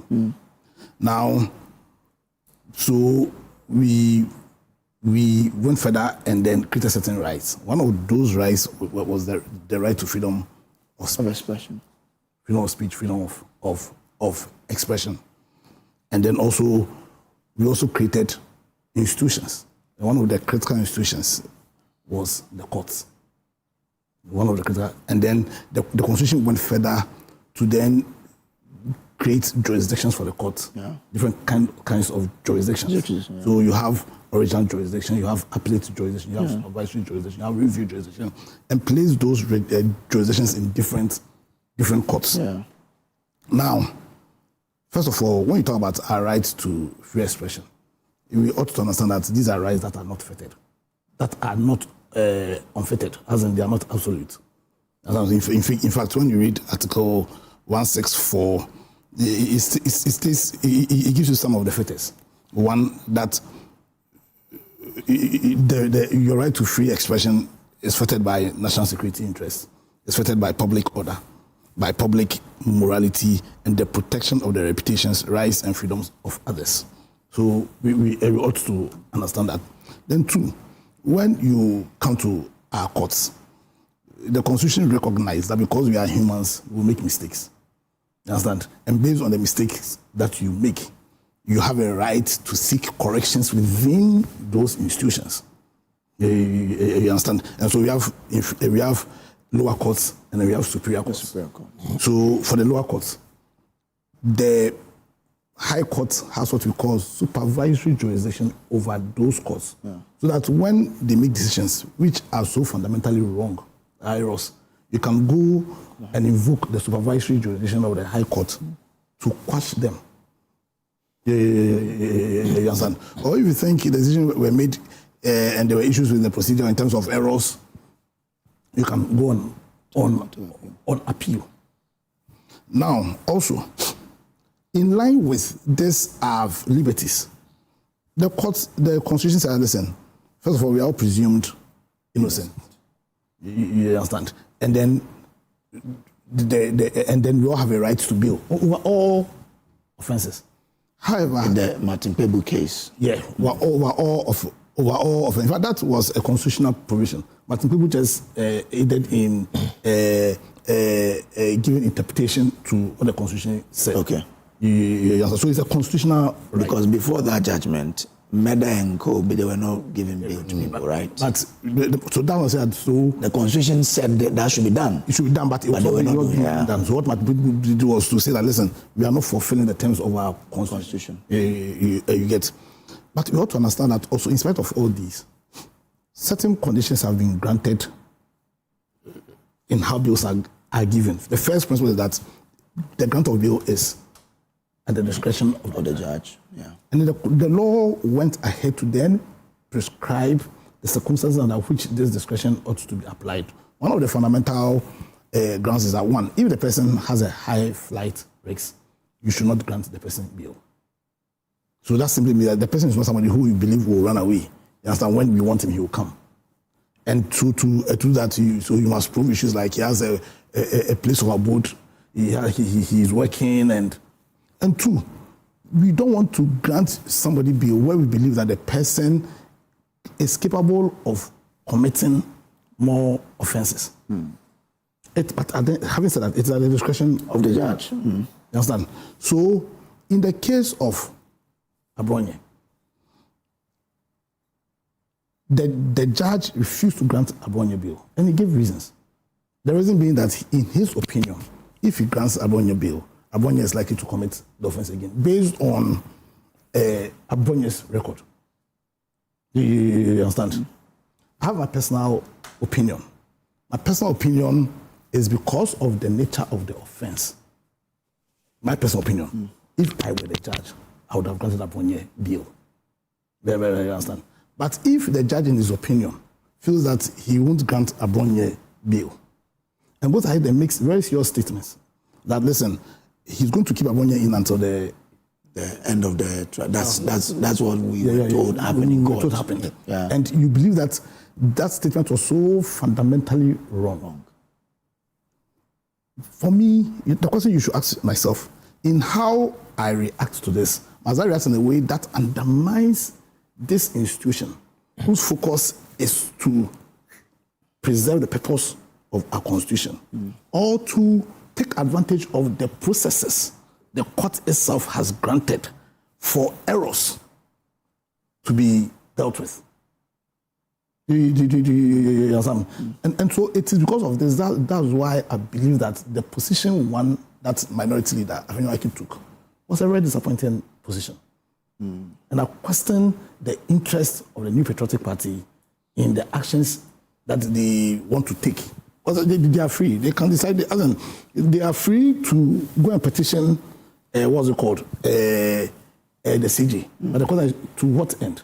The question then is, you were expecting them to use the same legal process to challenge a trial. Yeah, you can invoke on the supervisory, because it's jurisdiction. Because I wanted you to agree. So the question is that if they don't have the written judgment, can they go ahead to invoke the supervisory jurisdiction? So court. Listen. So the 5 days my brother is talking is way more than normal. We have been practicing for 18 years. You understand? And that's why sometimes when you are doing appeal, you do notice of appeal to indicate that I'm going to appeal. Sometimes it takes a very long time for you to get the records together. The 5 days is very normal. Even the presidential case, they came and gave their judgment. How long did we get access to their reasoning? It happens all the time. It's normal. In Ghana here. Those are complicated cases. No, even in simple cases, I'm telling you, even in simple cases, it's because once the judge gives their judgment, it goes to the administrative wing of the judicial service. Yes, because mind you, there's a whole administration, that's a registry. It all goes there. I'm telling you in Ghana because, and it's not just about the judiciary. I've had a discussion with you about the Forestry Commission. Yeah. That's why today I deliberately said this is not an issue that can be reduced to partisanship. There's a general problem when it comes to efficiency within our system. That's nothing to do with witch hunting or political witch hunting. You understand? Now, my disappointment stems from the fact that, in my opinion, I've said it just so many times, if you're a political party, you have an added duty. You have an added duty to help create the right political culture that will sustain this democracy. And because of that duty, in my opinion, you'll be doing a lot of injustice to this agenda, collective agenda, if you act in a manner that undermines that culture. Because it's very disappointing that in all the manner in which free expression has been abused, because mind you, when I read Article 164, one of the key things is that there is a fetter, and one of the fetters is that you cannot use free speech to undermine somebody's or somebody's reputation. You can't do that. It is a fetter. You understand? So, where people have made communication in a manner that even goes against the party's own supposed values and ideals. For instance, when Abronye descended heavily on very senior members within their own party and in the country, against President Akufo, against what's called Anane, against what's called the Papa, Archbishop Duncan Williams. What was the party's position? Because when you're a political party, it does not mean that any, forgive my language, any reckless statement a party official makes must be supported by you. Because you have a higher obligation. That higher obligation, beyond you chasing power, is to help in the creation of the right political culture within this country. So what stops the party from calling their members to order when they've acted in a manner which is against or which goes contrary or which undermines the party's own value system? Because of what is happening, one of the most critical things that has happened is Ghanaians questioning the integrity and credibility of the New Patriotic Party as a political party based on how they've handled these similar issues in the past. Remember the case of the Chulobi, what's it called? Demonstration. Demonstration. You understand? Which goes against a core value of, because mind you, there are a number of cases that elevated and established this as democracy. Famously, they are called the NPP cases. The June 4th case, the what's called 31st December case, the 12th, and there are a number of about 4 or 5 which entrenched our democratic values, and almost all of them had to deal with our liberties. And it is disappointing that within the same generation, this same party will act in a manner that is contrary to the values that they themselves, as a party, led in creating by challenging those abuses in our courts. But isn't it the same abuse they are challenging? No, but I'm saying so those abuses we're talking about. So one Jolobi, the Jolobi 48, that was one of the most blatant abuse of those rights. You recall that NPP's youth organizer mobilized people to go and attack, this Peace FM program, the UTV program they're doing there evening. What's his name? Kwame A Plus. Evening, yeah. Kwame A Plus. You remember when Kwame A Plus was there and he was expressing his view about the party. NPP youth organizers in Accra mobilized people to attack Kwame A Plus. You all recall that.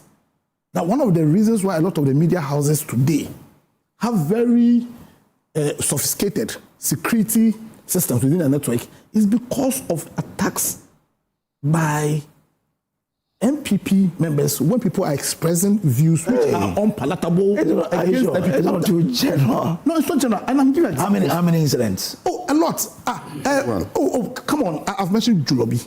I've mentioned... let's stay with the media houses. Even the media houses. So I'll use my example. The first day on radio, it was at Kasapa FM. They attacked you. And I was just speaking about extolling the virtues of Alan Chimantin. Well, in my opinion, and that's what I keep on saying, opinion. In my opinion, Alan was the best person to lead the party at that time. You understand? Kwesi Nsia, now in this station, came with a phone pattern. Why? Because they were threatening him.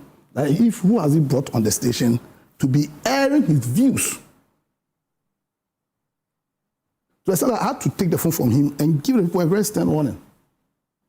At least I may look very gentle, but it's not anybody at all that you can cow into submission. What bigger abuse of weaponization of government power than this? And you see, mind you, just one attack on any media house, just one attack on any media house or anybody from sharing their view should be treated as so grievous an offense within the framework of the purpose of this constitution. You understand? So that instead of what is happening, and I've shared my view. I think last time I shared my view that if I'm the judge, I don't think this is an issue that Abronye should be denied. Okay.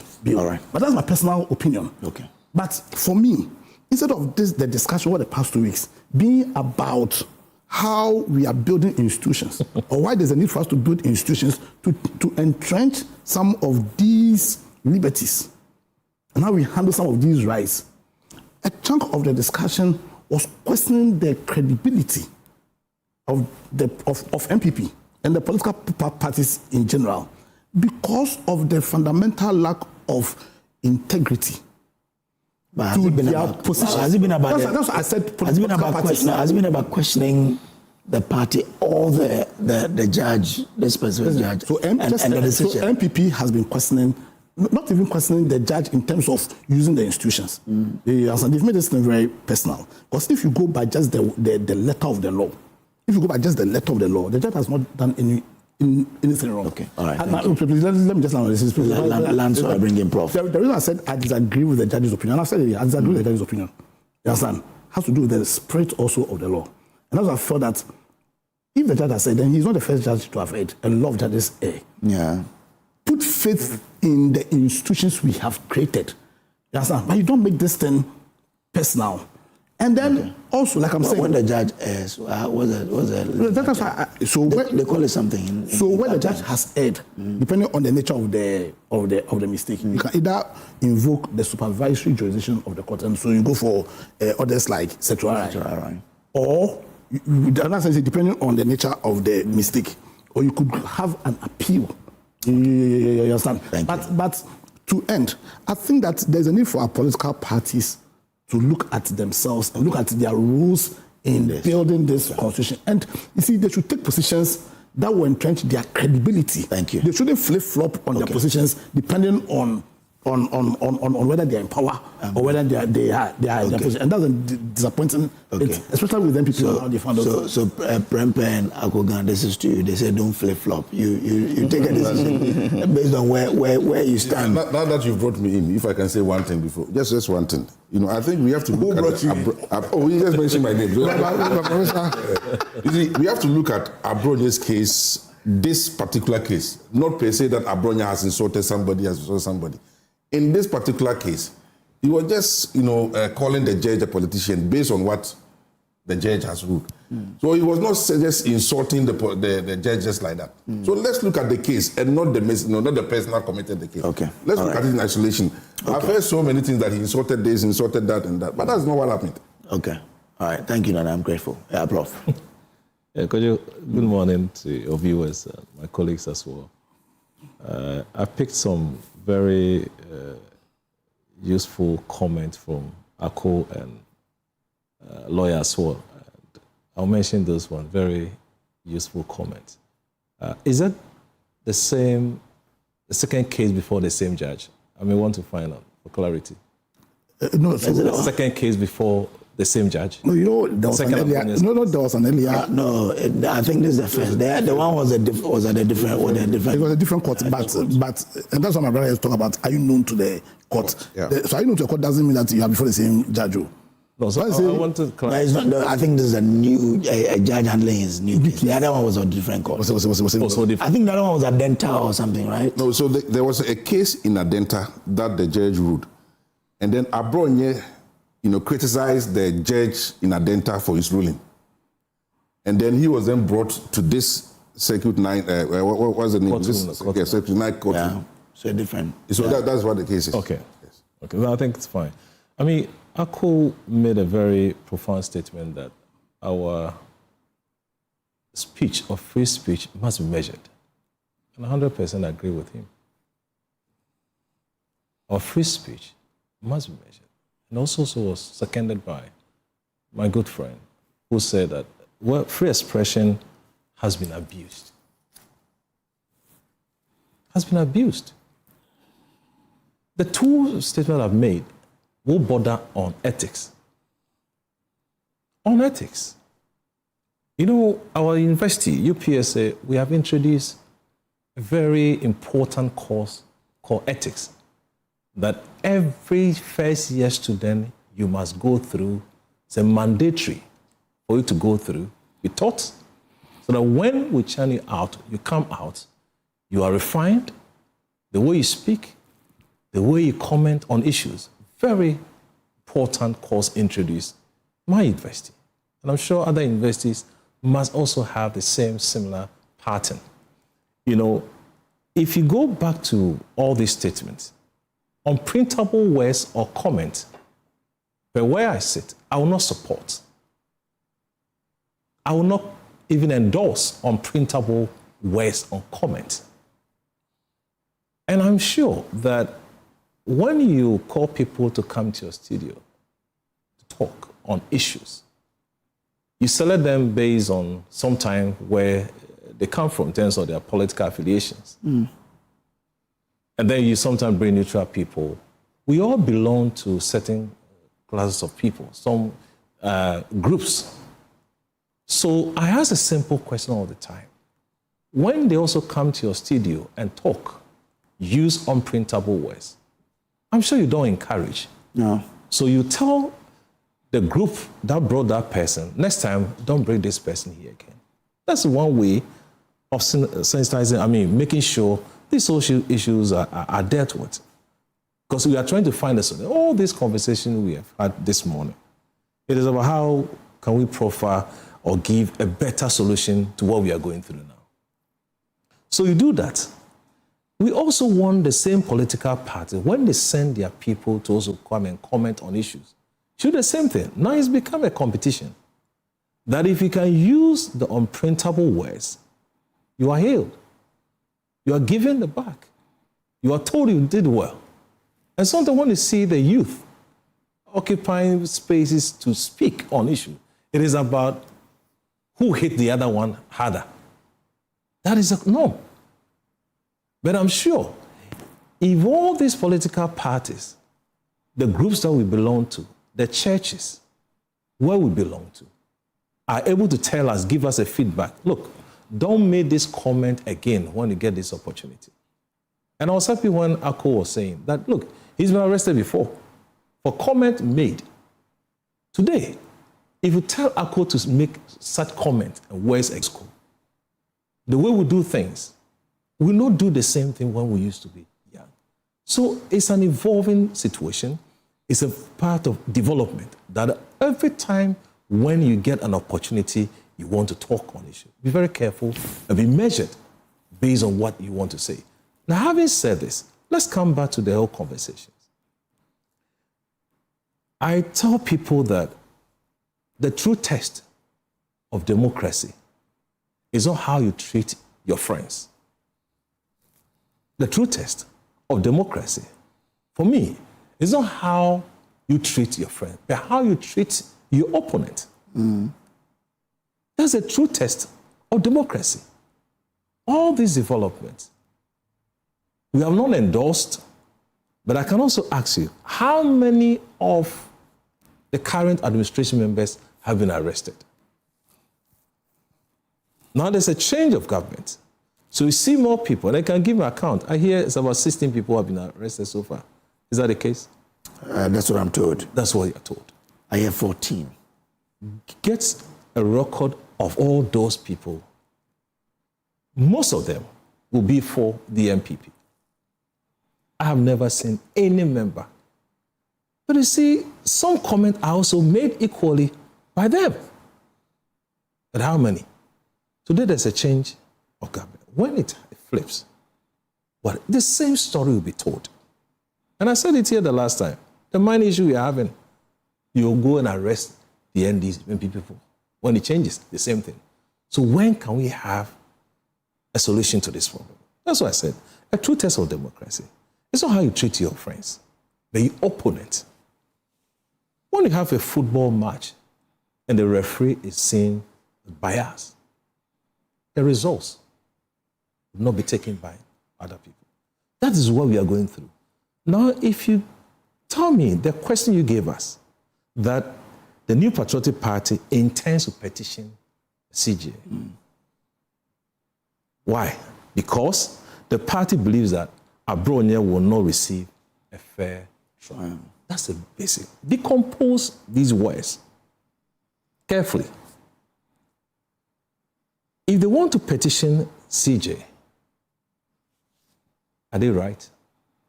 Do they have that right to do? Yes. It falls within their mandate if they want to petition. They have that right. Now, consider the second statement. Will he get a fair trial?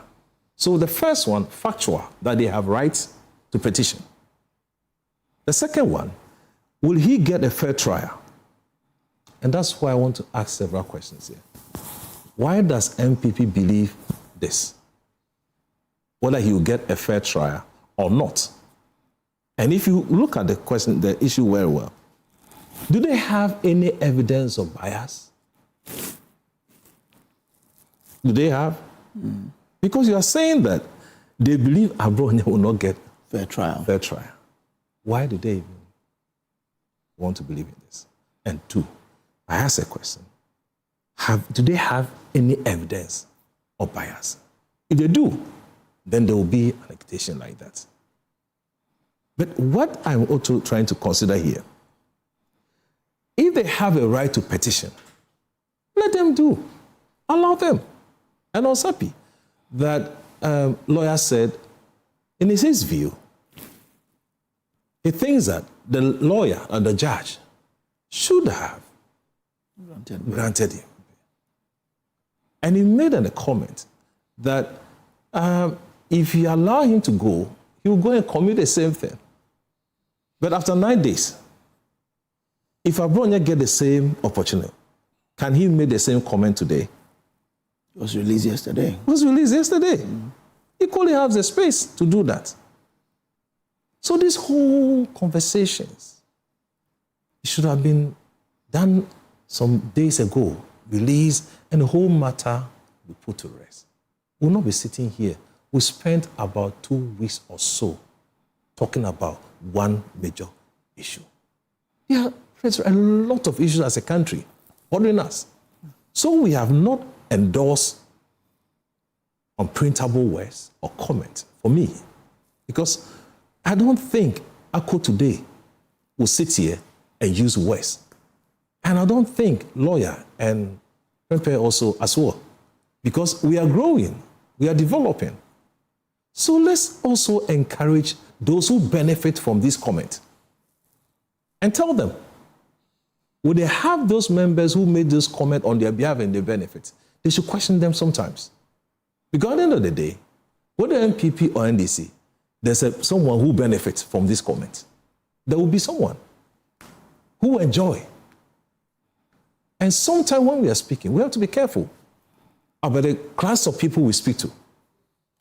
When I sit here and make comment on behalf, say things that will favor NDC, they'll clap for me today.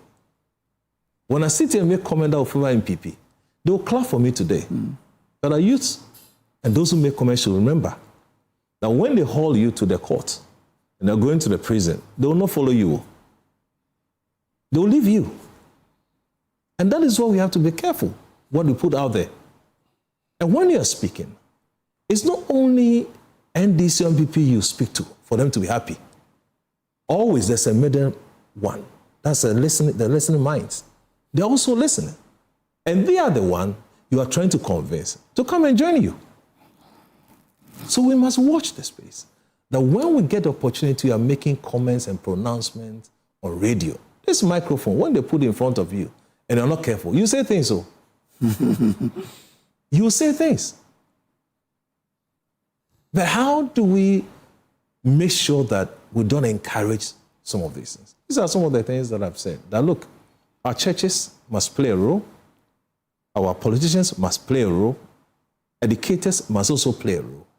And those who benefit from some of these comments, we must be able to nail and tell them, look, next time, don't go and say this on this. And that's the best way to resolve this. Other than that, it will be the same discussions every morning. We come and sit, comment made by someone. Now the space. If you go on YouTube, you have your microphone, you go on Facebook, you can say anything anyhow. Would that be in a studio? How do we sanitize that space? Who are those people who are checking? So, Kojo, it's an issue that all of us need to play a role in trying to resolve this problem, because every day we won't have a solution. If we keep the way, the comment from us, I will defend my position, NDC will defend, NPP will defend. UP will defend. No, UP will be in the middle. No, they will be in the middle. They will defend. I don't know. You know the number of names Ako mentioned, and my good friend Prempe, those who have been picked before. If we want us to do the record, we'll do. I mean, the next day we'll come back and mention names, and the names will never end. Okay. But tomorrow there'll be another issue. The next day there'll be another issue. Thank you. Kojo, Thank you very much. Before you move on, just something little. I am really worried for Abronye. Okay. Especially the pusher of the NPP. Per experience, don't forget he spoke against the judge. Yeah. You are accusing this judge too that you are not going to have fair treatment. It means another judge probably may have to continue. Yes, yes. These will be two scenarios in the past. And the pressure on the new judge will be either to go left or to go right. The attack was on my colleague. The next colleague who was handling it, you are accusing him of bias A, B, C, D. In the case of... No, but the judge's duty is to stay the course of the law. Pressure. Exactly. Yeah. That is what we all believe that the two earlier judges were doing in their own mind and wisdom. They were impartial. They were doing what they are mandated, what they were mandated to do. So anytime these cases, your posture is this is an NDC judge, this is this and all that. The judges are not from moon. They are just like us. Okay. So you should be very careful the posture you are putting out there. Okay. That's all right. So that's an advice for Prempe and his colleagues. You see, Prempe, they say, before we move on, he says that be careful how you. But this should be very. Before we move on, you see, we are not looking at this particular case. That is why I'm worried. This all discussion is going You see, about. earlier we were talking of Abronye's earlier comment. You said we shouldn't go on that tangent. We should just settle on the case before the court now. You see, we are not settling on the case now. You say no. Let's go back to what I said. What I'm saying is that is an advice. A judge should look at the case before him or her and not what has happened prior. In this particular case, if you are looking at what did Abronye really say about the judge? Oh, please, I have to stop you. Because let me finish. When I finish. Because I have to stop you. In the bail issue, no, because it's a massive miseducation. If it was just his opinion, it was okay. In the bail issue, you can't, because the law tells the judge. You don't even know where I'm landing. And I'm not talking about bail. Okay. But he's saying that in this case, will you let him land so that you come in with the education? The judge, I love you to do the education. Let him land. Okay. So you can do your education. The point I'm making is the particular, comments or criticism that Abronye gave. Similar one, though you might say not in harsh words, but the same thing that the current Attorney General did in 2020 when he said the judges had a predetermined agenda against NDC. This is what the current Attorney General said. And Abronye is saying, what he said is that the judge has connived with NDC against NPP. That's what he was saying. Is that not the same thing? And then the earlier one, he was cited for contempt and was made to apologize. Why was Abronye not cited for contempt but arrested? Just like that. And then the criminal case was started against him. No, that is the point that I'm making. No, but the point is that, listen, so you're a judge. The judges don't prefer... about but it's not... Judges don't prefer... charges against... So the police... Yes. Do it. So why... I'm talking about the basis of the whole case. Yeah, but you see, right now you are taking an action against the judge and accusing government. No, because the topic was that MPP has petitioned the will petition the CJ. Yes, and I'm saying because they fear Abronye will not get fair trial. Exactly. And the issue under contention, really, under political contention, is the bill, the refusal of the bill. But what I am saying, that we shouldn't even have gotten to the bill. That is the point I am making. Not today. We are here to discuss, and over the past 2 weeks, we are discussing free speech. But you can't discount his opinion. No, I'm not discounting. What I'm saying is that what is in context? In fact, what the NPP is taking to court is how the judge has handled the bill and statements. I agree with that. Yeah. I'm saying that in the context of that, the judge can't just look at the case. But that's not what I said. No, I'm coming. Because no, you said the judge should have limited himself to the case before you. Well, I'm saying that the judge, we're discussing please, no. What the topic they gave us today was... You understand? Now, because one of the conditions that the judge has to consider when they to grant bail or not is whether or not there's a real likelihood that this person, if I grant him bail, you go and may commit another offense. Then it is critical that the judge takes into consideration how he's handled himself and when bail was granted to him in the past. I have not disputed that fact. No, but I have not disputed that fact. No, but when you are speaking, and that's why sometimes usually I don't interject. But I needed to interject there because what you said explicitly was that the judge should have limited himself to the case before him. But a judge also has to look at the merit of a case before you even move on to. No, but the point is that what is under contention is the bail. No, and in considering bail. You are misunderstanding what I'm not misunderstanding what. I'm not discussing the bill. Up until now, what has happened in the case? Up until now. Which case? You say whatever you want to say. Up until now, they've not gone even into the merits of the case. No, what has happened is the bill. What has happened because they arraign you, and after arraignment, But it is due to what has happened that the NPP believes he won't have fair trial. But that's why I'm saying that. I've had my say on that. As much as personally, I think that I would have granted bail. My view is that NPP should have strengthened the institutions by using the system that we have created. But having said that, in relation to what my brother here was saying, and the statement he made was that the judge had to limit himself to the case before him. Now I'm saying because the issue before the judge was bail. And because the law is saying that when you are granting bail, there are certain things that you must consider in using your discretion. One of them is whether or not you believe that if I grant this guy bail, he will go and commit an offense, not just that same offense, any offense. And have a situation where this person, having been granted bail in the past, committed an offense, purposely committed an offense that has brought the matter before a different judge. So in bail issues, you can't limit yourself to just the four corners of that. And that's why my brother here said that in criminal matters, they always ask you where there's a conviction. Is this person known to the court? You can't just limit yourself to the four walls of the case before you. Okay, all right, thank you very much. Let's move on to deal with the other issues. We have Parliament to pass LGBT bill before adjournment. Will Bagbin succeed? And also GN Bank having their license restored. I would want us to deal with this at the latter part. But let's move on to Parliament and look at the LGBT bill. Can they do it before adjournment? Okay, I'll start with you, lawyer, here. I mean, the Speaker of Parliament has really indicated a willingness to see that this one passes. But the question is, will he succeed looking at all that? You see, so when I was talking about the credibility issue, this is a typical example of the lack of credibility that our political parties are subjecting us to. You understand? Because I think when it comes to the issue of LGBT, if there's one issue that we are united as a nation, you understand, against, is what's called LGBT issues. Let me give you a typical example. So I have issues with the bill, personally. Okay. I have issues with the bill. Now, having issues with the bill doesn't mean that I'm okay with people practicing LGBTQ. I had issues with certain clauses in the bill which I felt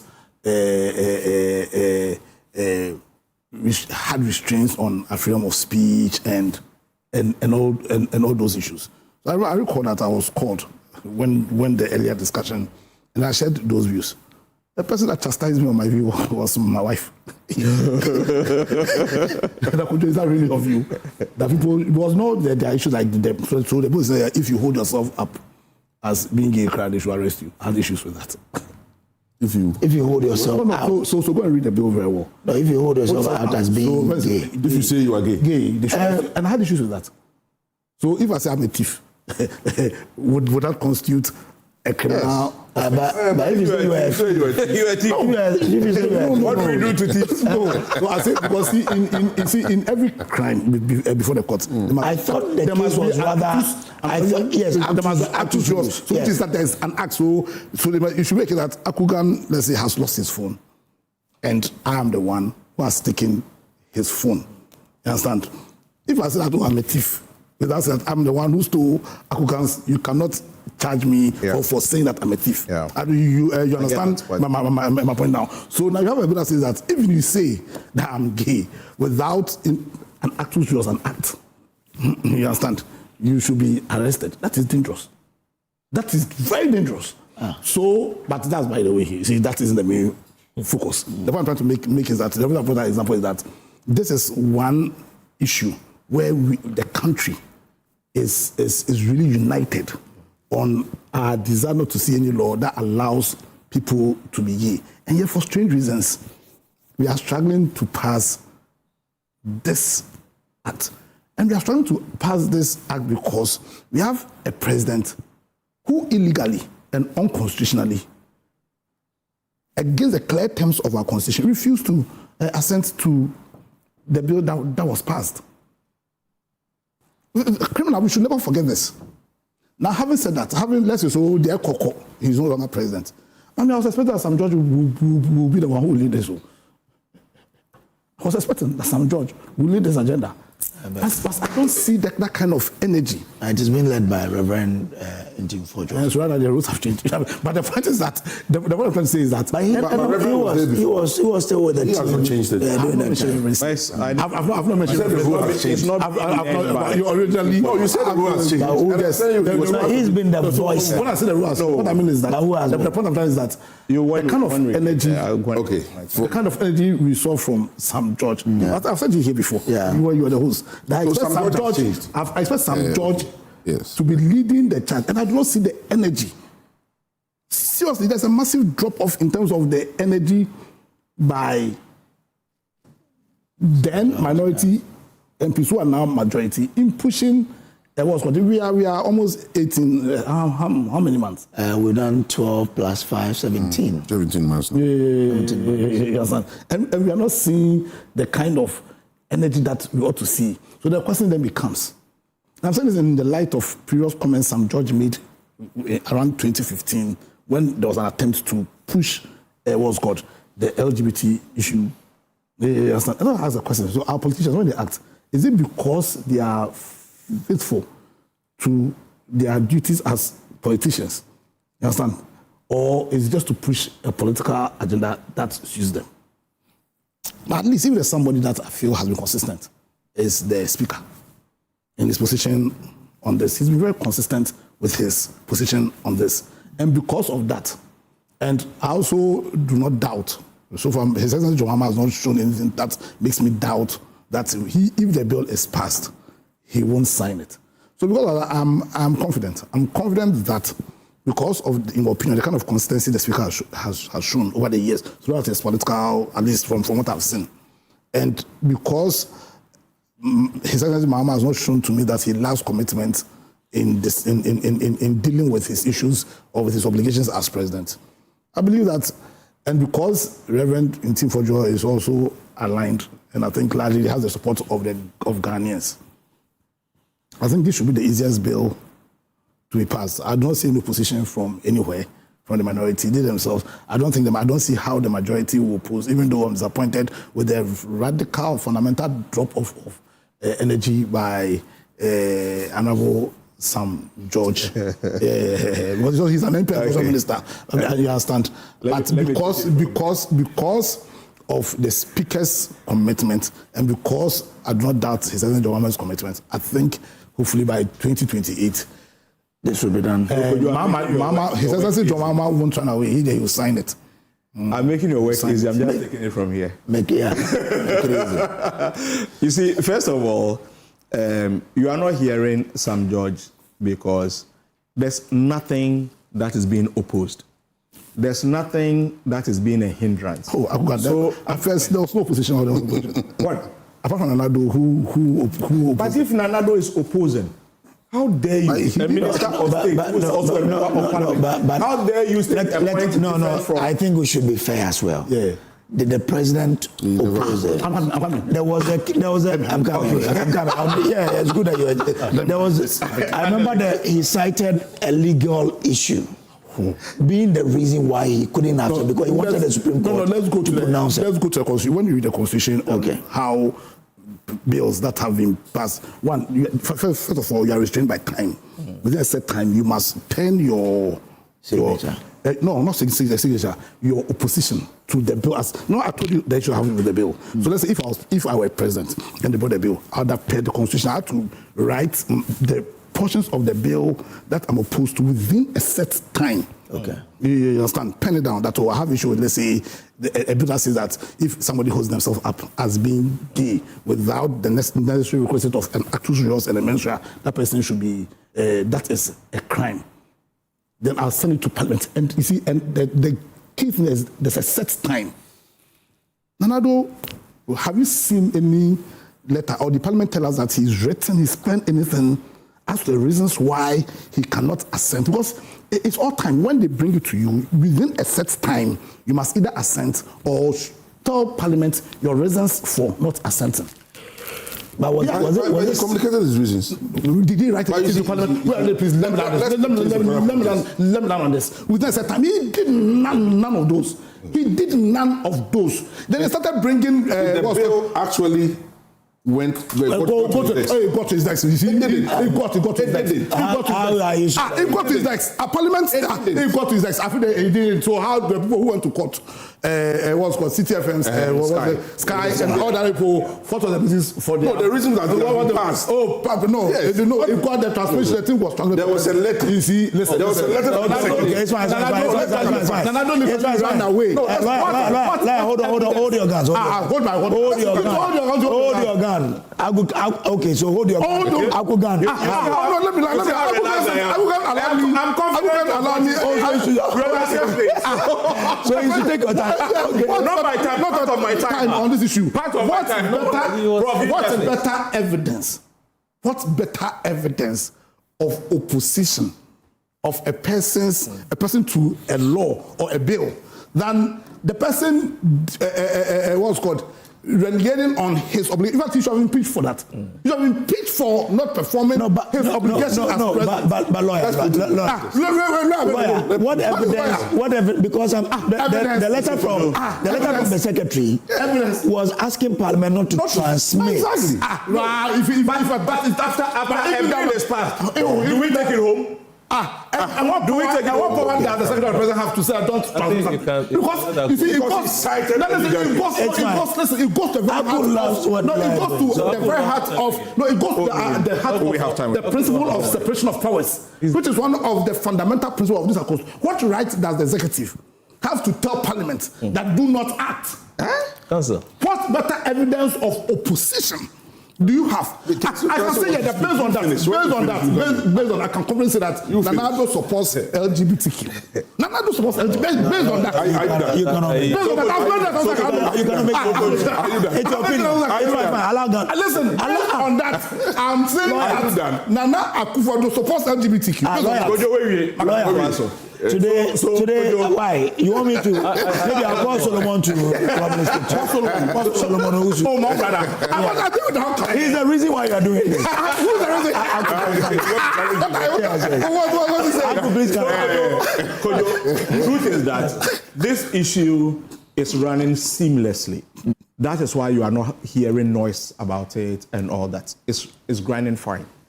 And the truth is that the Speaker of Parliament is committed to seeing this law through. The President of the Republic, His Excellency John Dramani Mahama, has made it clear that the day that bill comes to his desk, he is going to sign it. So what fears do we have? You see, when it comes to the issue of Sam George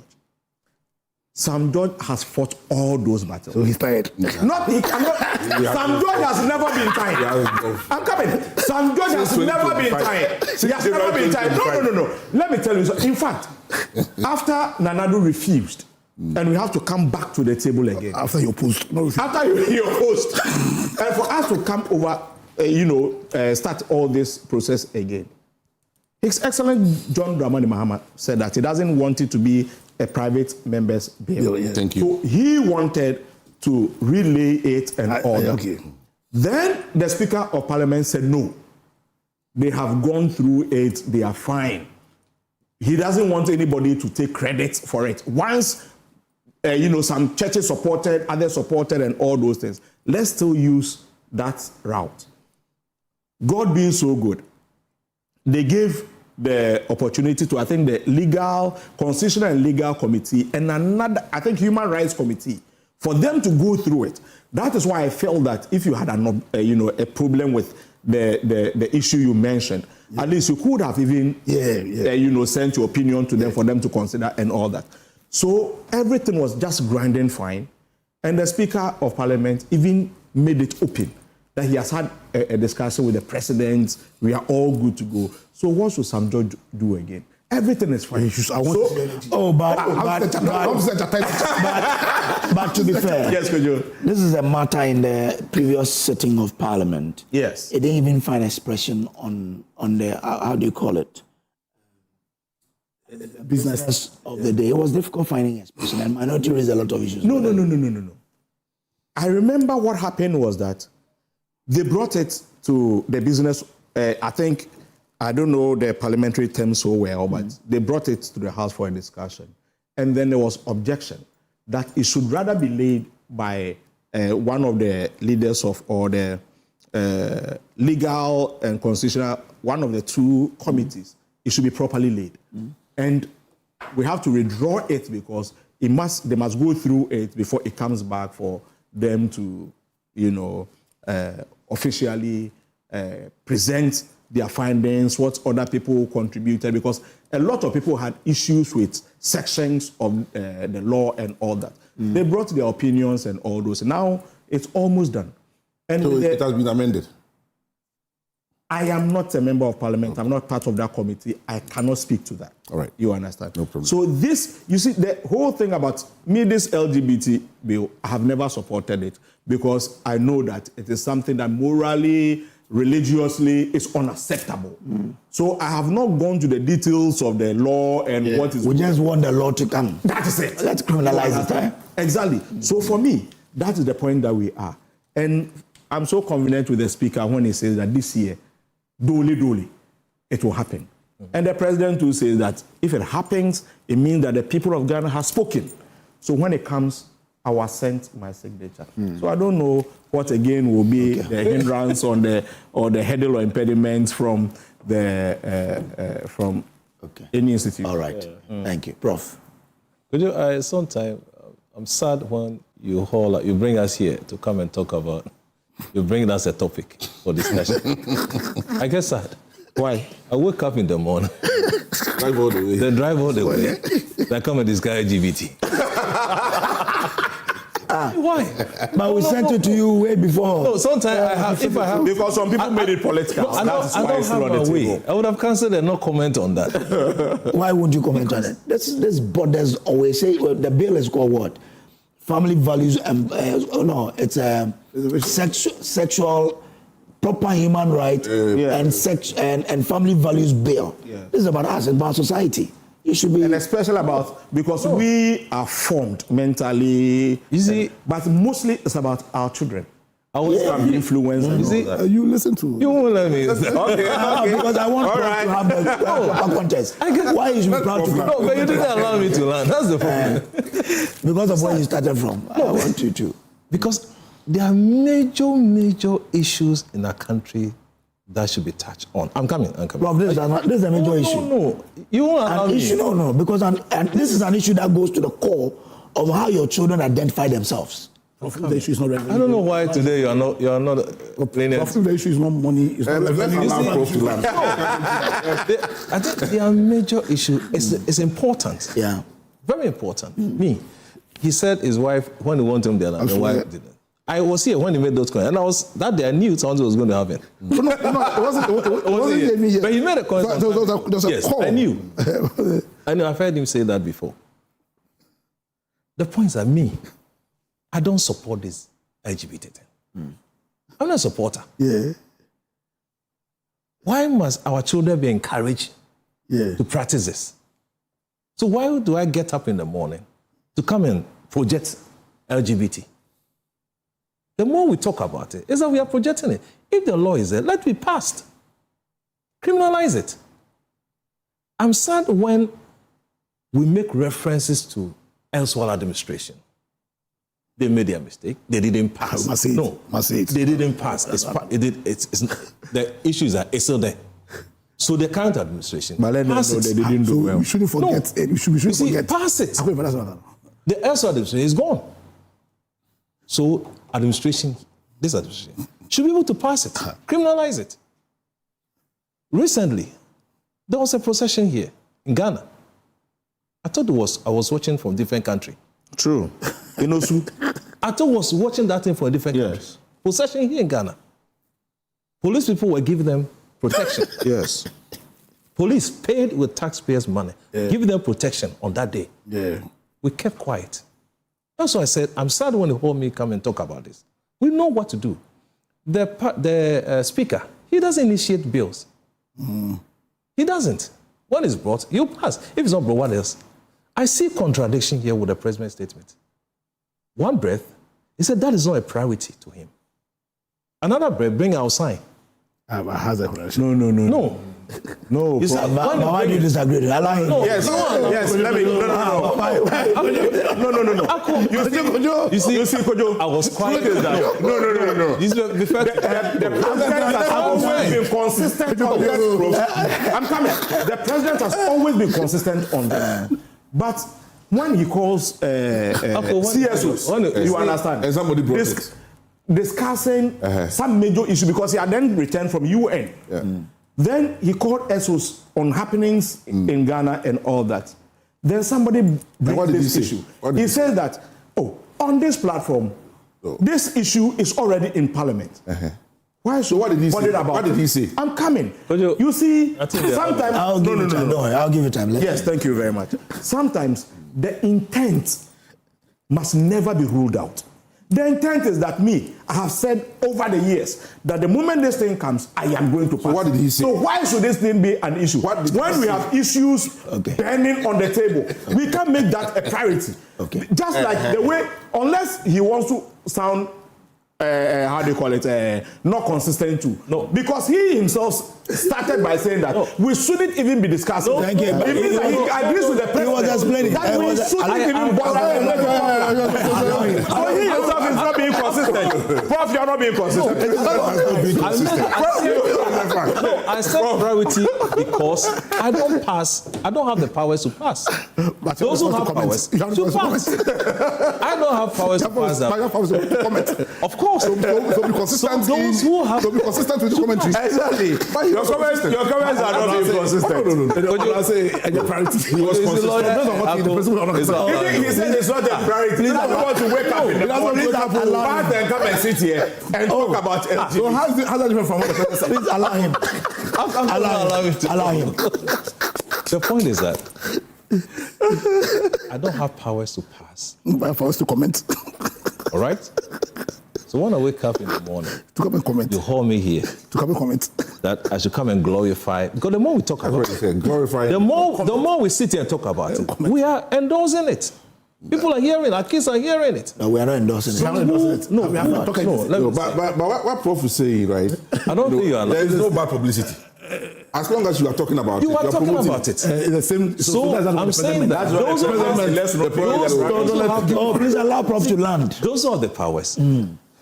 Should immediately go ahead and criminalize it. Like they are doing. We'll be fine.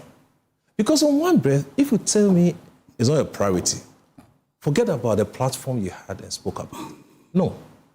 And then one breath, you tell us when they bring it, you sign. So if it's not brought, nothing will be done. This morning, it will be brought. This morning, we are talking about, you talk about the Honorable Sam George. Yeah. Now the Jata is quiet. Jata is quiet. It has never been quiet. Jata is not wrong. No. And for me, want to hear the roar. Years ago, what we said, what is said about this whole thing. Because there was an opposition. It's different from now. Okay, let's profit. We have people here who are doing procession. Nana has not spoken. If something that we don't like, if something that we don't like, we watch them. Why can this be for me? Do that procession. Yeah, we protected them. Yeah, police. Because the law is not there to catch up on them. Is this something we should encourage? Go watch the videos. But those ones were they LGBTQ? No. They were not. Let's distinguish. I don't know. But the point But the person was against morality. Is it something It was against family morality. Is it something which I agree. But watch. Hold on. Are you talking about the ladies who? That's a carnival stuff. It's a Caribbean stuff. So that's why they start to be promising. Oh, that's a Caribbean style carnival. That's why LGBT. No. Which the hold on. Did you cover it? Hold on. Who covered it? But why wouldn't we even encourage that? Those are women. There were males too. No, who are dressed like that? Yes, but that was the women to see. But let the women also enjoy. No. I think that men should always be attracted to women. Women attracted to men. That's all. Yeah, that's the natural stuff. That's Oh, yes. Oh, everybody knows me. I'm a man of women. I don't like all of us. Women. Why do you want to do? I know I'm saying. Why do we even want you?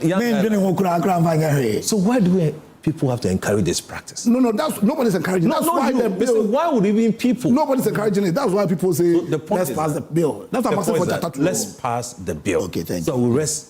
Okay. Our heads for all right. We will pass. Thank the current parliament and the current executive for their commitment. And also when he finishes, we'll thank him. All right. Okay. So you are waiting for him to finish. Yes. Oh yes. The commitment doesn't matter to you. No, it's not commitment. It's the result. So Kojo, you see, the whole thing, as Prof is saying, is a hypocrisy surrounding it in terms of the communication. And let's be, honest with the facts.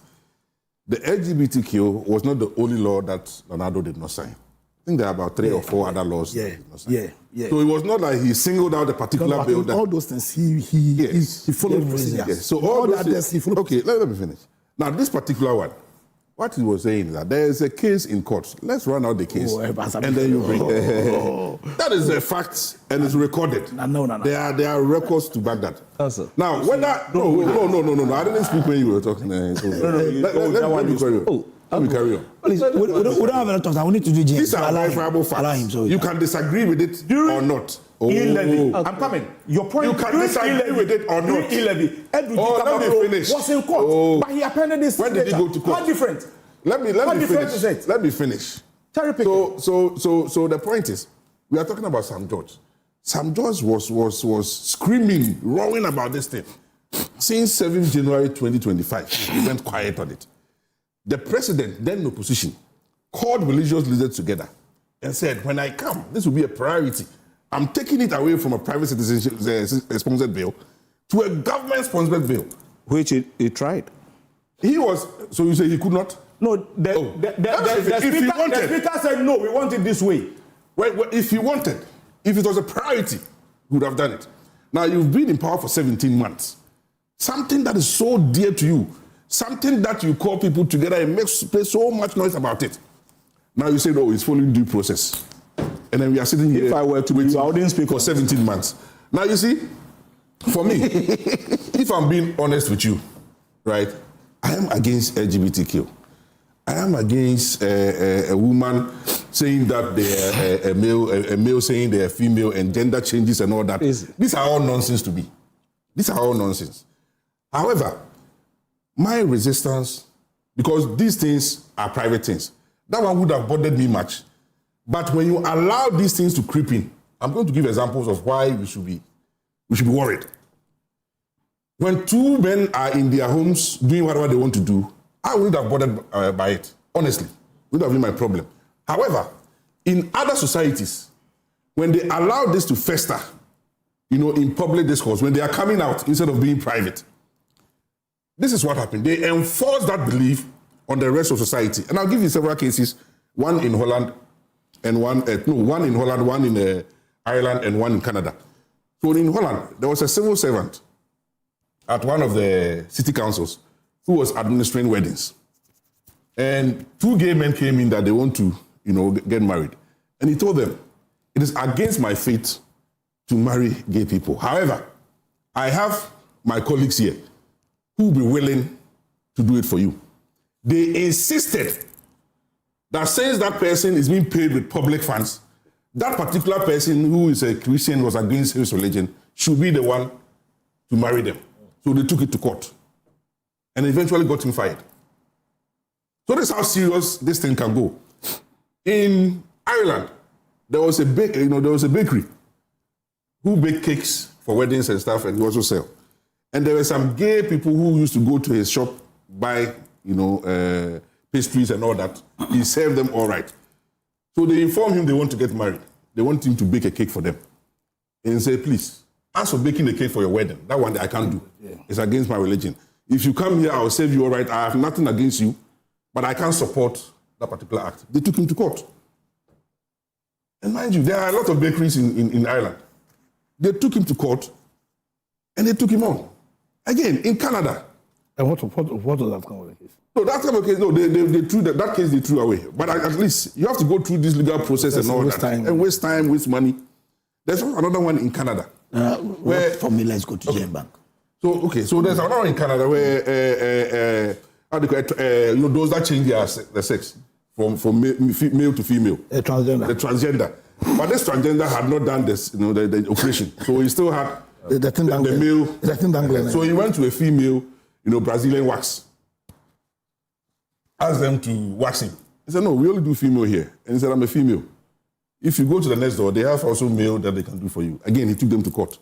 So these are some of the things, if we allow this thing to fester, that it will creep in, right? But some of us had issues with some certain things in the law. Okay. That if my brother happens to be gay, and if I don't report him, I'll also be convicted. Thank you. How? I'm grateful. So that those should be. Nanado knew all this. Let's do the GN. Let's do GN Bank. Surely, I'll give each and every one 2 minutes, and then we can wrap up here. Now, yesterday the appellate court or the Court of Appeal ordered the Bank of Ghana to restore the operational license of GN Savings and Loans Limited after it upheld an appeal against the decision of the High Court, which affirmed the central bank's 2019 decision to collapse the bank. Now, a bit of history. On January 4, 2019, Bank of Ghana approved a request to reclassify GN Bank from a universal bank to a savings and loans company following its inability to meet required minimum paid-out capital of 400 million cedis by December 31, 2018. The reclassification was to, among other things, enable the institution to downsize its operations and also inject additional capital to resolve the acute liquidity challenge it was confronted with. Now, the financial condition of the institution deteriorated since the reclassification with both negative capital adequacy ratio and negative net worth. The Bank of Ghana reached a conclusion that GN was currently insolvent under Sections 1234 of the Banks and SDI Act 2016, Act 930, being in breach of its key prudential regulatory requirement. But today, it's been asked to, be given the license back. What does this really mean for the banking sector? Let me start with you. 2 minutes. Right. Let me first say that I am very happy for Indum and Group Indum. And I'm happy because of the number of people that he was able to employ. Not just with the banking sector, but in the media space, the number of TV and radio stations. And most of our big banks, like ABSA, like Fidelity and all that, they are just at the, the capitals and the urban areas. If for us who travel a lot, every corner, you will see the GN Bank with their, bricks design, And I was very sad when they had to lose their licenses. This one not using the political angle of somebody collapsing it and all that. But at least he brought banking closer to the people. Where the big banks will not go, GN Bank will go. Encouraged people to save and all that at the rural areas. Today, you travel and you see wheat growing all over his premises and all that. I heard from one of your papers that you went through that I think Bank of Ghana intends to also go to the Supreme Court, and I think one of your papers Okay. That story up. Yesterday, I was told on the top story that it's likely. It's likely. Not from the Bank of Ghana, but someone who knows the industry. For me, I will not support the Bank of Ghana going to the Supreme Court. Okay. On that route. Not just because of GN Bank. You see, as a nation, we don't know how to support, how do you call it? Indigenous businesses. Indigenous businesses. And that must be a thing of the past. Today, almost everything is taken over by foreigners, Chinese people, and all that. We are not against, because we go out there to invite people to come and invest in our country and all that. We shouldn't be doing this whilst killing indigenous businesses. So for me, I'm very happy for Group Indum. I wish them the best. And as he himself promised, that he's going to build something bigger and better than the previous. And that alone is a statement that I think people who were banking with them should have that confidence of a comeback. And you see, in all this, the Bank of Ghana itself, which was supposed to, monitor and make sure that they are following the legal regime and all that. I didn't see the number, the number of people who were also punished for the collapse of these banks and all that. But however, it is a lot of water has passed under the bridge. Okay. They are coming back. I've never banked with them, but I promise that when they roll on, you bank with I will them. bank with them. Thank you very much. Prof, come in here. You are the finance person. Well, when I read a story, I think it came up yesterday. I had to go back to the NDC campaign manifesto promises. It is part of what they said, that when they assume power, they will ensure that they restore the GN Bank license. So I had to tick the box. No. Is it just GN Bank? Oh, no, I'm coming. Exactly. A collapsed bank. The collapsed bank. But it was on a petition that Dr. Ndu sent to. Exactly. Yeah. So it's just a confirmation of what I'm trying to say. So I had to tick, because I've been monitoring the... Oh, then you are taking a lot of boxes. What is yet to be ticked, finally... Is which one? Is the mining, the ban of the illegal mining. That's what is left of. Okay. Yeah, so I know it will be ticked one day. So I checked that. Let's also not make a mistake.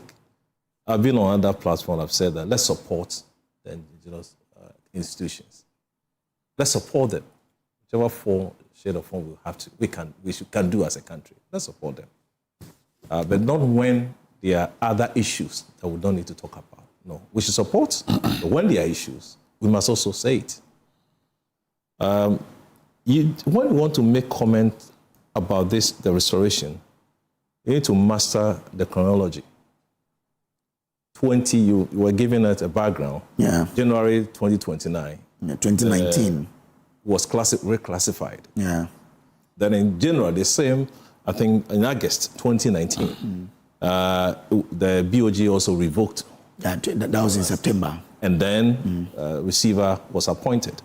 They also had, I think the same August, Group Indum challenged the revocation in court. And in 2024, High Court ruled in favor of BOG, upholding the revocation. Then in the same 2024, Group Indum appealed. And today, he has won. The rule of law is a good news. The court system is working. But let's also have another conversation. In terms of the regulator, can BOG be trusted as a regulator? Is the apex of the financial institution. And now he loses this case. You said there will be a Supreme Now, according to insiders, yeah, that's what the they think. Banking sector insiders, they say, let me mention the person, Nanautu Achampon. He's a banking consultant. He said he is aware that it's likely they will go to the Supreme Court. For me, it's a challenge. It's a challenge. Because of the previous, we are talking about insolvency, so they don't need to be too technical about this whole thing. That issue has been overflowed for so many years. Finally, the license given back. But then, what happened to the other collapsed institutions? That's what we're asking. The implications. 9 banks the 347 microfinance institutions, and then 23 savings and loans. What happened to those institutions? Okay. Thank you. Remember, briefly. Thank you, Kojo. You see, I think we have to put this thing in proper perspective, right? Now, I understand that we have to protect indigenous businesses, right? And when Aku was saying, then I cringe a little bit because they did not protect Brian Champon in, Rock City, Why didn't they protect him? They rallied against him, progressing, taking over the Senate courts and all that. If we really, really are for indigenous businesses, what was the reason for opposing that takeover? But anyway, that's for another day. But a company owned by that is for isn't it also an indigenous company? That is Must it go to an NPP president before it becomes an indigenous? But those hotels are so distressed, and we are still looking for financial partnership. Says who? Says no. Okay, now let's move on. Look at their financials. Let's move on. See, now, this particular banking sector cleanup, it is being made to look as if it's an NPP creation, which is a palpable falsehood. The report that was used to do the cleanup was done by the NDC, which was part of the conditions under the IMF program that we went for in 2015, where a bill was drafted in 2016 to clean up the banking sector. And NDC also recognized that the banks were distressed. They also came up with, I think they gave them some money in 2015 or 2014 thereabout to help them, to capitalize. And what did they do with the money? The money was misused. So when we came in as a government, all these things have been done and the banks were in real distress and we had to rescue them. If you say the monies were misused by who? Oh, I think there were cases, Capital Bank, so you mean the monies were given to the banks? Exactly. To the banks. And then they misapplied it. So in this case, we are not just going to throw money at them again for them to go and misapply it. Now, when we came in, you know that when banks collapse, it's not just any business that when it collapses, you only have the workers, from that particular business who would then have to go home. When it comes to financial institutions like banks, there are also deposited money that is there. But if you allow it to collapse, people are going to lose their livelihood, their lifelong savings. So it became, the duty of the nation to also ensure that people do not lose their money, right? So when we talk about the banking sector cleanup, it is not an NPP creation. It was government of Ghana, through successive governments, who had to do this particular activity. Now let's look at GN Bank in particular. What was the situation when their licenses were taken over? Over 70 branches were closed without any prior notification. People were going to take their money that they couldn't get it. So they were under real distress. So the closure, for me, if you look at the sequence of the issues, taking away the license and the closure was not the issue of Indom. If you look at least in the news, when we started this program, I was telling you that the judgment is not out. So whatever we are saying now, we are just hearsay and then talking about it. But so it's out, let's just talk about it. And when the judgment is out, we have also the opportunity to look at the judgment and talk about it. But from the news items, from what I heard from Indom, his position was his bank not having money to service whatever things they have to service was because of government not paying those that owe him. That was his problem. Our time is up. So in collapsing was not the problem, but he said it was due to government that we have to collapse it. That is what the problem was. Now, our time is up. Last 2 points. The last 2 points that we have to look at it critically is that when we are talking about our banking sector, we are talking about our judiciary.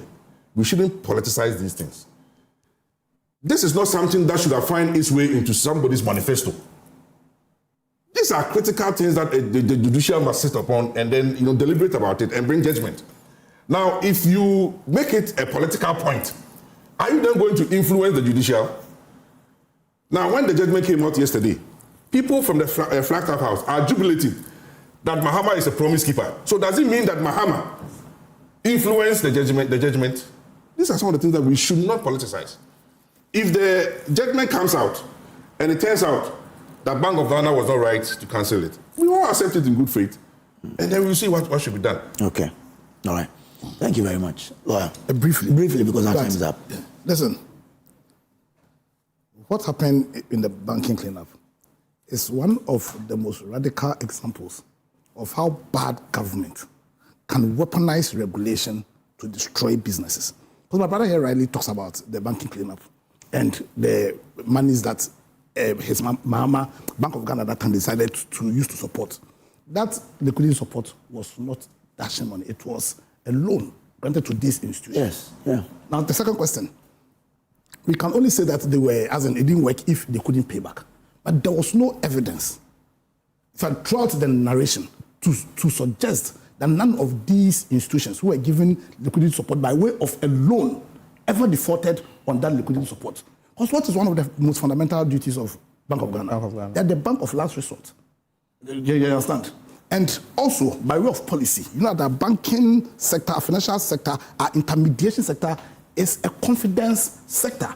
So if you're a government and you feel that your banks are in distress, and then this is because of the state of the economy, the general state of the economy, because most of the distress was caused by bad loans that they gave and people couldn't pay.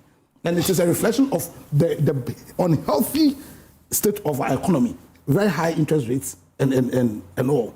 So if you're a Bank of Ghana, then one of your core mandates where banks are in distress, and examples are everywhere in the US and all, is for you to use you being the bank of last resort to save the banks.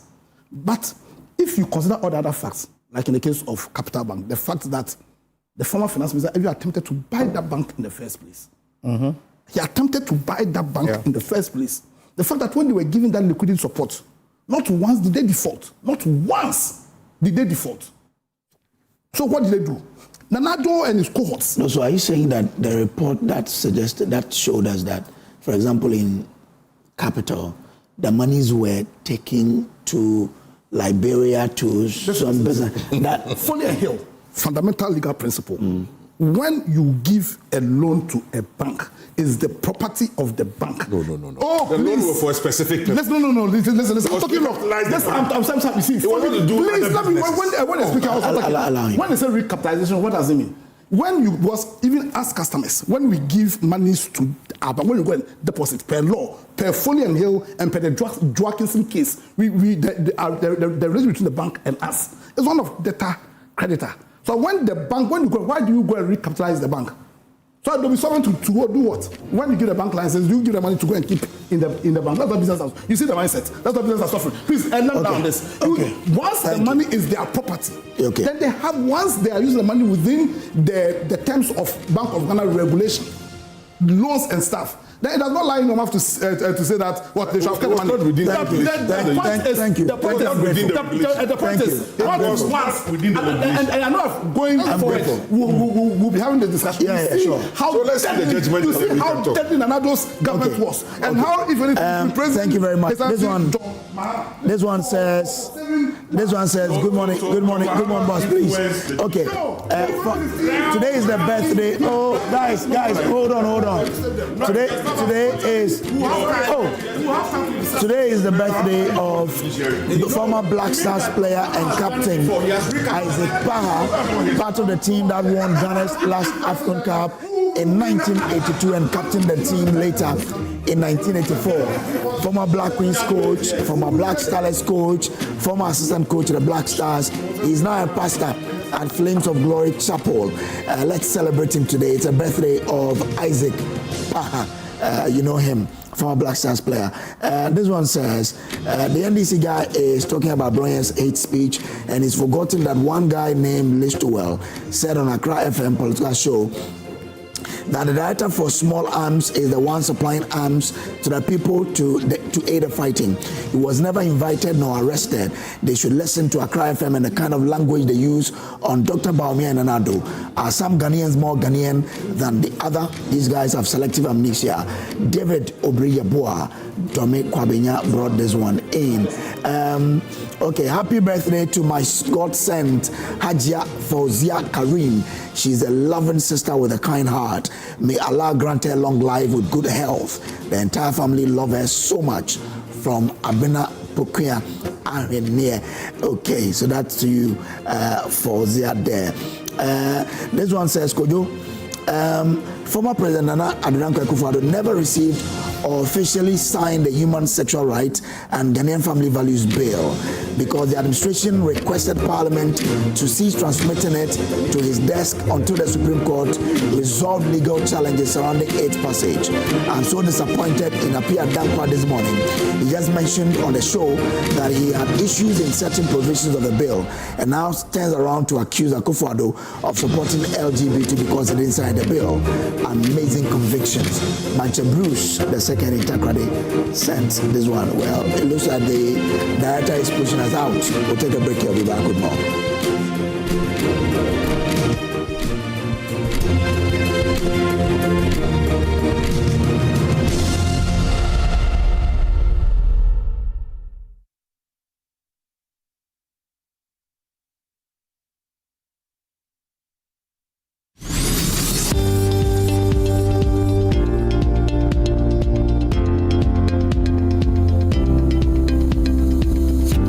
Midday, the day has spoken, stories have broken, events have unfolded. We call on governments and cocoa board to pay our cocoa farmers immediately. Now it's time to take stock. This is Joy News Today. As it happens, as it matters to you, from Accra to every region, from Parliament to the courts, our correspondents are on the beat, bringing you the latest developments, verified facts, and the context behind the headline. This authority is not going to be tough for the men. This authority will not affect the suffering unemployed youth. On Joy News Today, there are no fragments of speculation, but a clear picture of where the country stands right now. Because of Galamsey, Ghanaians voted against NPP for NDC to come and do better. But the better now, no, and so you can stay informed, stay connected, and stay ahead. Joy News Today on Joy News. Independent, fearless, and credible.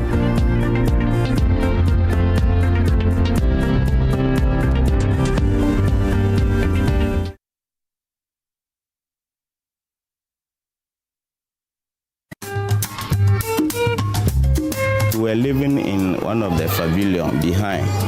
Later that we had this new building. Then we now moved to the new building. You did a lot. They have come here and asked us, and they have continued our 6-unit classroom building. A lot has changed. After documentary, we had 60 tables and chairs, then a 10-bedroom teacher accommodation. We have never been fair to these young children. The children are suffering. We applied for school feeding, which will have also helped to increase the enrollment. The impact has been great in terms of enhancing duty bearer responsiveness, in terms of responding to the infrastructure needs, in terms of teacher availability. We are seeing that there's progress.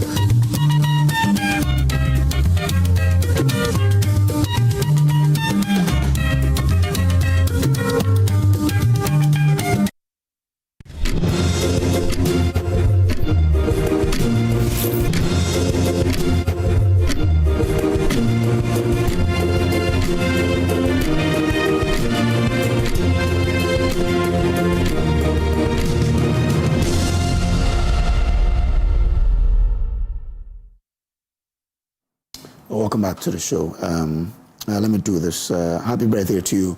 My God sent Hajia Fauzia Karim. She's a loving sister with a kind heart. May Allah grant her long life with good health. The entire family love her so much. Abena Pokia Ahene is sending in this one, but this one was sent in the last conversation we had. Says the said circuit court judge in his whole debacle has become increasingly notorious for his conduct, remarks, and handling of political matters. It is incumbent upon him to give serious consideration to the ethos, ethical standards, and public responsibilities inherent to the judicial service. Whilst Chairman Abronye's comment may be characterized as inflammatory, they did not in themselves warrant an order for his remand in custody. There's life after politics, Manche Bruce. brought this one in. First of all, good morning to Professor Isaac Body. It is always a pleasure listening to him. Anyway, for us in the NPP, if this government thinks by arresting Abronye and prosecuting leading members of our party will discourage us from wresting power from the NDC, then they are joking. We will remain resolute and fight until the victory is won. Nana Kwame Boateng Ablekuma Central, aka Dr. Baumia, will be president in 2028. Now that does it for the previous conversation. Let's now have another conversation that really borders on our health. Now there is something called Streptococcus pneumoniae. I hope I got it right. Prof would put it right for us. Now it remains one of the leading bacterial causes of pneumonia, meningitis, bloodstream infections, and ear infections globally, particularly among children under 5 years older, adult and immunocompromised individuals. I mean, these are scientific words, right? I'll leave it to Prof to break it down for us. But globally, we understand an estimated 14.5 million severe pneumococcal disease episodes occur annually among children under 5 years, resulting in approximately 500,000 deaths, most occurring in low and middle income countries like ours, Ghana. That's why it's important that we talk about this. So today I have in studio Professor Nicholas TKD Daye. Is that right? Daye. Okay. And Prof is a professor of medical microbiology at the University of Ghana Medical School. Prof, good morning to you. Good morning. Yeah, you're going to have your inaugural lecture, right? I had it. Oh, you have it, and this was the topic? No. Hey, this wasn't? No. But why is this an important subject we need to talk about? Well, this is very important, as you've rightly put it, that before I start, I would like to express my gratitude to the university authorities for making this arrangement for me to interact with the public. Indeed, this is a very important topic because, as you've rightly said, about 14.5 million episodes of pneumococcal disease were reported globally annually. And also 500,000 children under 5 died as a result of pneumococcal infections annually. So this is a great issue, and it has implications for us in Ghana. Okay, so the theme you spoke on during your inaugural was when microbes speak and data appear inconsistent, are we witnessing falsehood or truth? Why? There are differences in terms of what you see under the microbes and what the data says? Yes, okay. Sometimes. Okay. Sometimes two inconsistencies reveal what I would call insight. That is important for the scientists to help us plan. And sometimes also the inconsistencies as a result of what I would call methodological weaknesses in our diagnostic capacity. And thirdly, there is something we also called certain genes that the organism possess. They are not revealed until certain laboratory test conditions are set. So these three things could be at play anytime you're talking about data. And data is not truth. Data production must be engineered to produce truth. Okay. And as clinicians, we make use of accurate data to treat patients.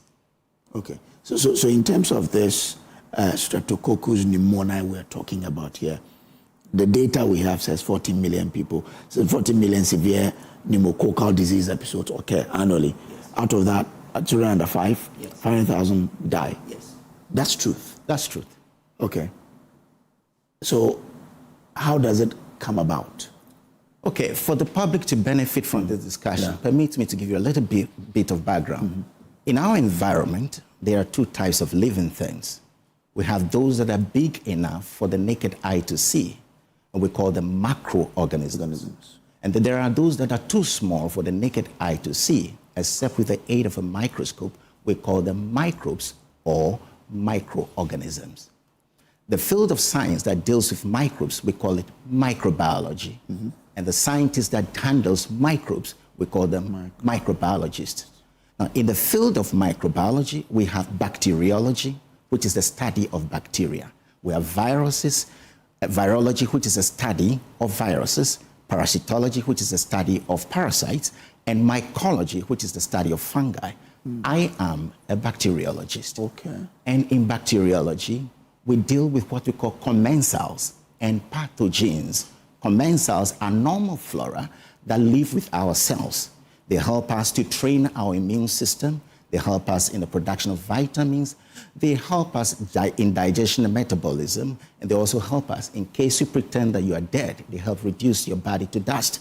Those are commensals. But the pathogens are microbes that cause disease. Now, the Streptococcus pneumoniae is a normal flora or a commensal that lives at the back of the throat or at the back of the nose. It lives there as a normal flora. Okay. And about 70 to 80% within a population from the age of 0 to 5 carry these organisms. Okay? Now, they are there. So when we grow, so as you and I, yes, are they there or they are not? They were there when we were younger. But they are. But as you grow older, by the age of 5, the courage decreases until you are 65 years old and they come back. Hey, okay. Their job is to protect you from other virulent microorganisms that are very lethal. So that is why from 0 to 5, your immune system is not well developed, so they are there to train you. So by the age of 5, you would have a maturing immune system that can handle issues. So by that time, courage decreases. So we say that courage increases with a decrease in age, or courage decreases with an increase in age.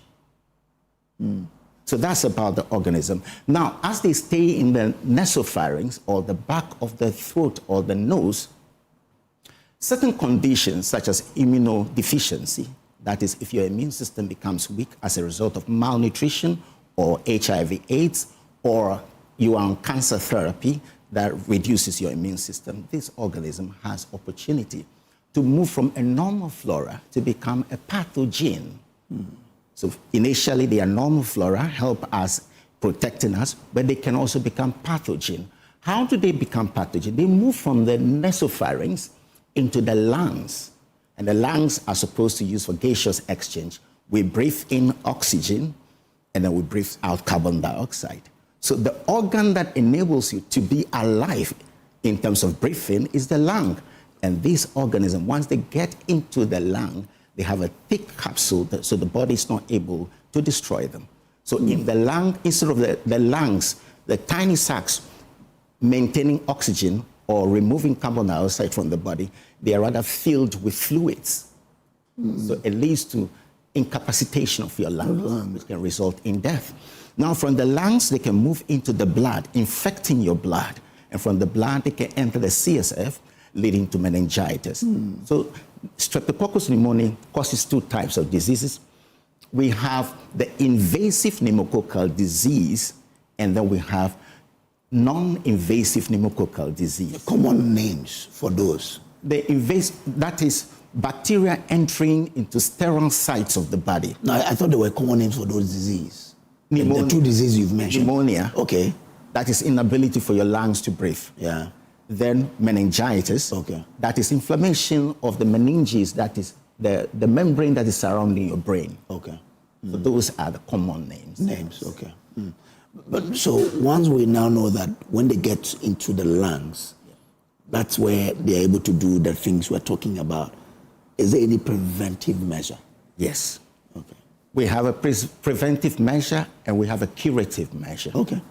The preventive measure is the administration of vaccines early in life. In Ghana, the vaccine has been introduced in May 2012 for children under 2 years. Okay. It begins from 6 weeks and 4 weeks apart, 3 doses.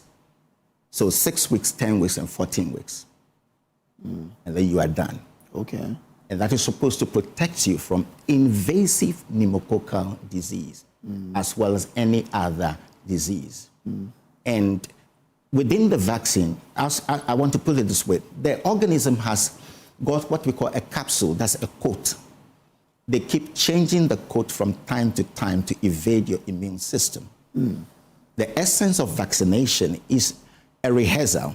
So because vaccines are preparations that are given to hosts or individuals in order to prepare you or to develop your immune system to fight against the real pathogen when they do come. So based on the coats that these organisms wear, there are over 100 different coats that they wear. So based on the coat, we've realized that you can produce vaccines against those that are most dangerous. We call the different subtypes of the pneumococci, we call them serotypes. Okay. And of the over 100 serotypes that are in existence, just a few of them, about 13 of them or 20 of them, that actually are involved in over 70 to 80% of the pneumococcal diseases. It is those that the vaccines are made against. And you can't just go for any other vaccine, like vaccine made in the United States or vaccine made in India or elsewhere. You have to make vaccines that agree with the serotypes that are circulating in Ghana, because geographical location determines the serotypes that are in circulation. And the study on which you did your inaugural lecture was based on this? No, it wasn't based. No, because I read that the study demonstrated concerning levels of antimicrobial resistance among invasive pneumococcal isolate. Is that something you have done in the past? Yes, there's a current study we've done. Okay. And this study looked at pneumococcal serotypes in Ghana in invasive isolates. Let me give you a little background. In 2016, we conducted a carriage study. First, before you get the disease, pneumococcal disease, you must first carry the organism in the nasopharynx. Without carriage, there can never be invasive pneumococcal disease, because it's from the nasopharynx that the organism moves into the lungs, into the blood, and into the meninges to cause the 3 types of diseases I mentioned. Now, the study we did in 2016 and published in 2019 revealed that after the introduction of the vaccine, there are emerging non-vaccine serotypes. That means the serotypes are not included in the vaccine. So if they are not included in the vaccine and they're in the population, they can cause disease that the vaccine cannot protect you against. We observed that serotype 23B, which is not in the vaccine, was circulating in Ghana. Well, courage, we continue to do surveillance. And in 2026, our current data shows that this serotype 23B that we observed in 2016 and published 2019 has actually caused serious invasive disease. And we found it to be the second dominant serotype circulating in Ghana. It is not in our current vaccine. And the new vaccine that has also been made, called the PCV20, is also not in it. So if Ghana decides to move from PCV13, which we currently have, we are giving out, to maybe the latest vaccine globally, which is PCV20, that also does not contain this serotype 23B that is circulating in Ghana. So we are administering vaccines that are not dealing with a major issue in Ghana. Not necessarily so, but let me explain. Okay. When you give vaccines, it creates a vaccine pressure. Within the vaccine, you have certain serotypes within it. Those serotypes may be wiped out. Once they are no longer occupying the niche, other serotypes, remember I said we have over 100, replace those ones. So it's a phenomenon called serotype replacement. Yes. And sometimes we also have what we call capsular switching. The organism change their coat. So capsular switching and serotype replacement are major means of outwitting the vaccines that we have. Now, over time, the vaccine 2012, over time, we've realized that there is an emerging serotype which is not in the vaccine. So that knowledge is supposed to guide either the Vaccine Institute or the policymakers to now include the current pneumococcal serotype that is not in the vaccine. Yes, but this is what you found in 2016 and published in 2019. The serotype 23B. Yes, in courage. Yes. But now you found that it was there. Yes. 2016 to today, you found that has even led to some invasive. For the first time, it is for the first time we've noticed that the non-vaccine serotype has caused invasive disease. Yes. And is dominant now. So that information is supposed to help the policymakers either. The current vaccine can't deal with that, but we have the curative. option, which is the administration of antibiotics. Okay. So we cannot prevent the disease that 23B will cause by vaccination, but we can treat the infections that they cause. Unfortunately, we have rising antibiotic resistance to this particular pathogen. The serotype 23B. We've realized that 34% of the drug of choice is third-generation cephalosporin, such as the fluticasone, documented in our standard treatment guideline. We've realized that in this current study, 2026 published data, we realized that 34% of the isolates are resistant to this drug, which is the main drug to be used in invasive pneumococcal disease. When you say 34%, am I right to assume that then a certain percentage is not resistant to the medicine? A certain percentage of this. Okay. But if that's the case, why is a certain percentage of the microbial population not resistant to it, but 30-something% is resistant? Is there a difference in their DNA makeup? That's why. What is really causing? There are different strains. There are different genotypes, and bacteria acquire resistant genes in order to become resistant. Even though that 34%, in 2013, when we did a study, only one organism was resistant. But 2013 now to 2016, it is increased, and 2026, it has now increased to 34%. And we've also seen 42% of all the isolates demonstrating multi-drug resistance. That means that they are resistant to 2 or 3 more classes of antibiotics. That reduces the doctor's capacity to select the best drug to treat infections. So surveillance is important, constantly surveilling to find out which serotypes are not in the vaccine that are in circulation in Ghana, and what is the level of antibiotic resistance that they demonstrate. This is very important. The reason I was curious earlier was that even in 2016, you found serotype 23B to not be affected by the vaccine we are administering in Ghana. I believe that research is supposed to inform policy and the decisions we take. We have not been able to devise vaccines that handle that serotype. That even 2026, the vaccines we have, and you said something that even got me scared, that the higher one that has been developed still will not be able to tackle the serotype 23B. Yes. What are we then doing? So this information is so important for the policymakers. Not to spend money going for the newer vaccine, because it will not help solve our problem. What is important is let's resource our vaccine institute established so that they will have the capacity to produce the vaccine that is needed to cover the serotypes that are circulating in Ghana. So the alternative here means that, okay, you can't prevent, but you can treat. So you decide whether you want to prevent or you want to treat. And even the treatment, that's another challenge there. Exactly. So what is our best way out of this? In the short run, is antimicrobial chemotherapy. That antibiotic therapy is the measure for 23B if they cause disease. When you mention chemotherapy, my mind goes to antibiotic therapy. Okay. So we just have to give antibiotics to when the person is properly diagnosed, then antibiotics can be used to treat the infection that they cause. In the long run, we need to resource our vaccine institute so that they are able to produce vaccines locally that will be able to cater for the serotypes that are in circulation. But Prof, you mentioned that 23%, and in some areas 44%, 33%, and in some areas 44% are showing resistance to drug. You mentioned, I think, about 1, 2, 3 drugs. The bacteria are showing resistance to them.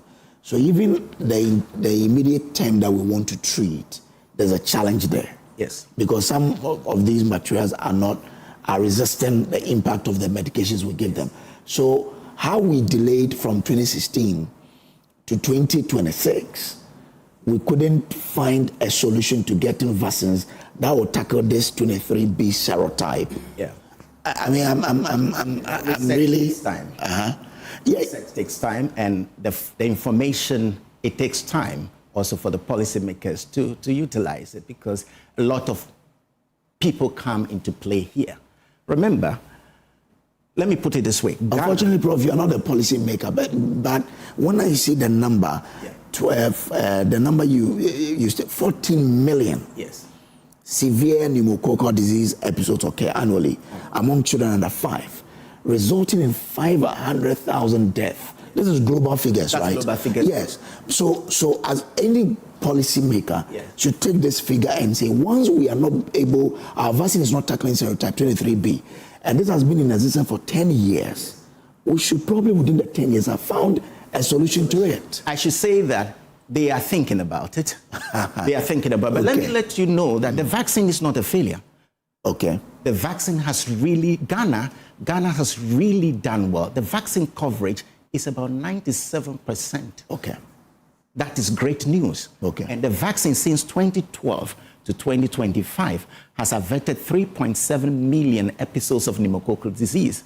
Secondly, it has also averted the death of 40,000 children under 5, and also averted 160,000 hospitalization. Okay. So Ghana is really, really doing well. Okay. We are high performance when it comes to pneumococcal vaccine utilization. Okay. But the kicker is this: there are emerging serotypes that are not found in the vaccine. So sustained... That's apart from the serotype 23B, yes, there are emerging ones. There are emerging ones. Hey. There are emerging ones. But the real issue in terms of the curative aspect that bothers me is antibiotic resistance. So how do we solve that? This is a huge issue, and it's called the silent pandemic. In 2019 alone, 1.27 million people died globally due to bacterial infections that demonstrate antibiotic resistance. And the same 2019 alone, about 5 million deaths were associated with infections caused by antibiotic-resistant bacteria.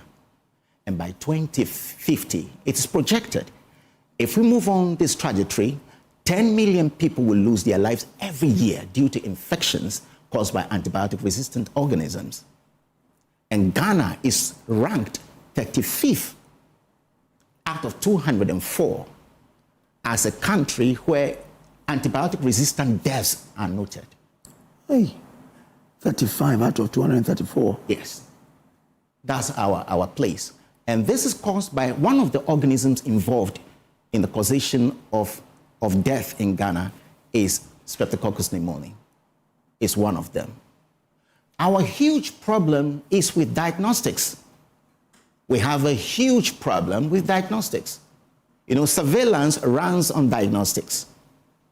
If you don't have well-equipped laboratories, what happens is that your surveillance data will be inconsistent with what the microbes are saying. And surveillance data do a lot of things. One, it informs national policy on antimicrobial resistance. Surveillance informs antibiotic treatment guidelines, review of them.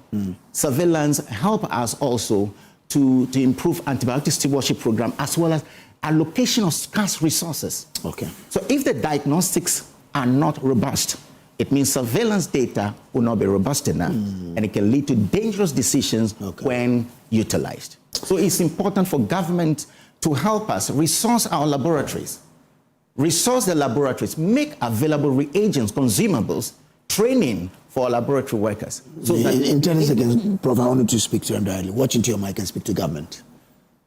Your Excellency, we know that you are doing a lot for Ghana. We believe in you, and we know you can do more.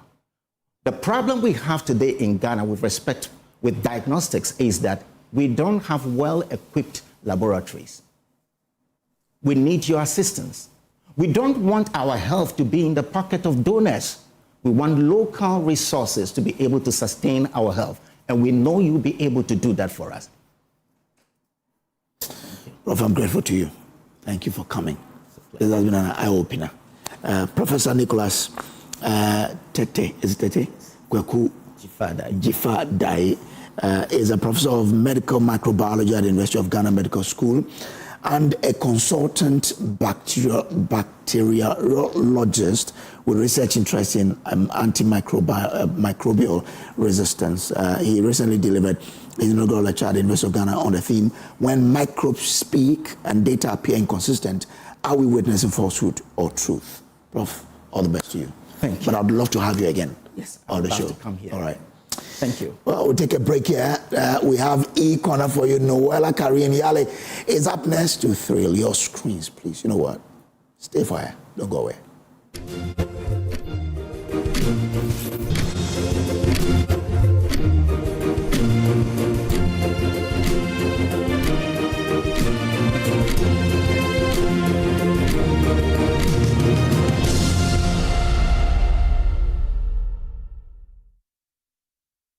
In 2025, the Bank of Ghana reported a loss of 15.63 billion Ghana cedis. But without one major move, that loss would have been 33.19 billion Ghana cedis. So what actually changed the picture? Gold. The bank sold refined gold it had accumulated under its domestic gold purchase program.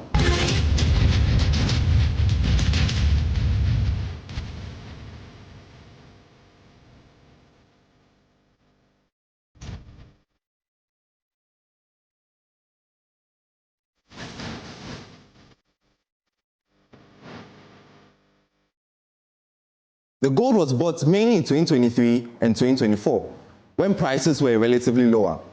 By 2025, prices had increased. So when the bank sold it, it made 9.57 billion Ghana cedis in profit.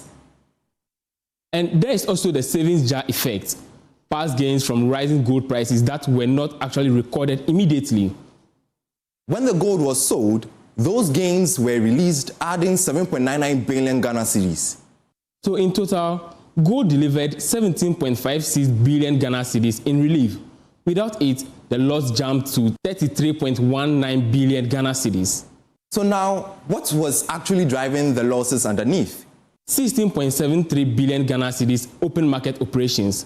This is the bank paying commercial banks to hold onto excess cedis instead of lending them out. It's a standard tool used to reduce money in circulation in the economy, just to cool down inflation. But in 2025, it came at a very high cost, and that's 16.73 billion Ghana cedis.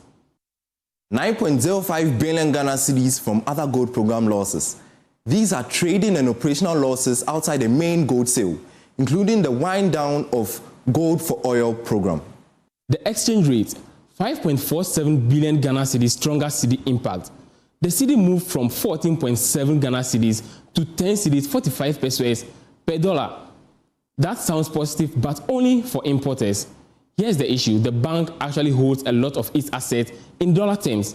So when the cedi strengthens, these dollar assets lose value when converted back into cedi, leading to 5.47 billion Ghana cedis loss. 3.29 billion Ghana cedis from personnel costs. Staff costs increased significantly, driven by a rise in employee numbers. Just note that gold didn't solve the problem. It actually just absorbed the shock. And without that gold intervention, the bank's 2025 financial position would have been far worse.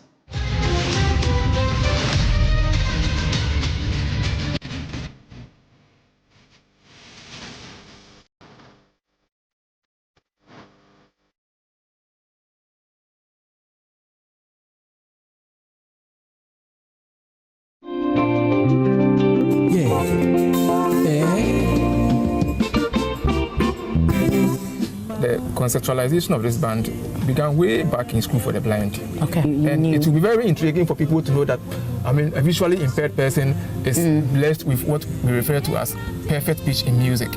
It means somebody can sing, and without necessarily being by the keyboard, one can be able to identify the key with which the person is singing. Individually, we're trying to project individual talent. Like our drummer, who is right there, went for World Dramathon. If you're not pirating whatever it is, you just put a disclaimer on whatever you're putting on social media. And I think that, I mean, that settles it.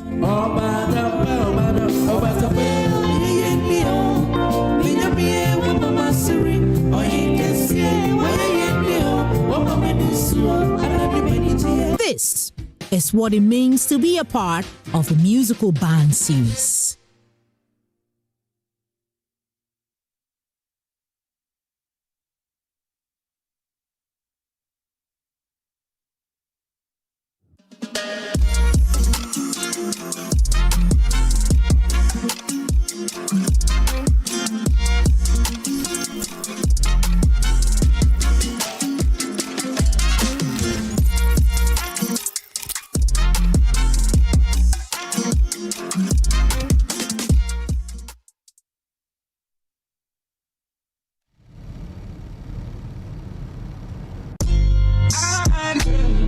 For real. My social battery is drained. For real, for real. Just came from hearing a lot of niggas cop a lot of pleas like, oh brother, you know we brothers, it's never been nothing. I tell you, sending me that owl emoji, my DM ain't gonna mean nothing. Don't try coming around when the score's back to 10-0. For real. I don't wanna hear none of that shit. Look up, turbulent flights, dodging cumulus clouds, squares drawing a line, but we at the root of it now. It feels like I got a lot of even ties, so I don't know if these are wins or not based on what's suitable now. You don't even hear me though.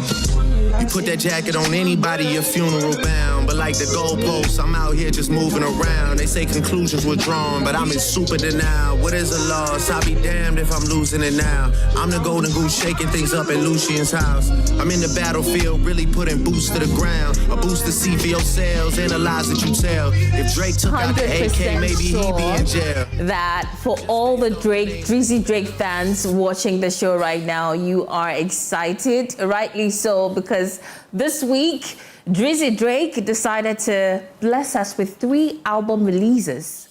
Crazy, unprecedented. We all thought he was about to release Iceman. I mean, his most anticipated 9th studio album.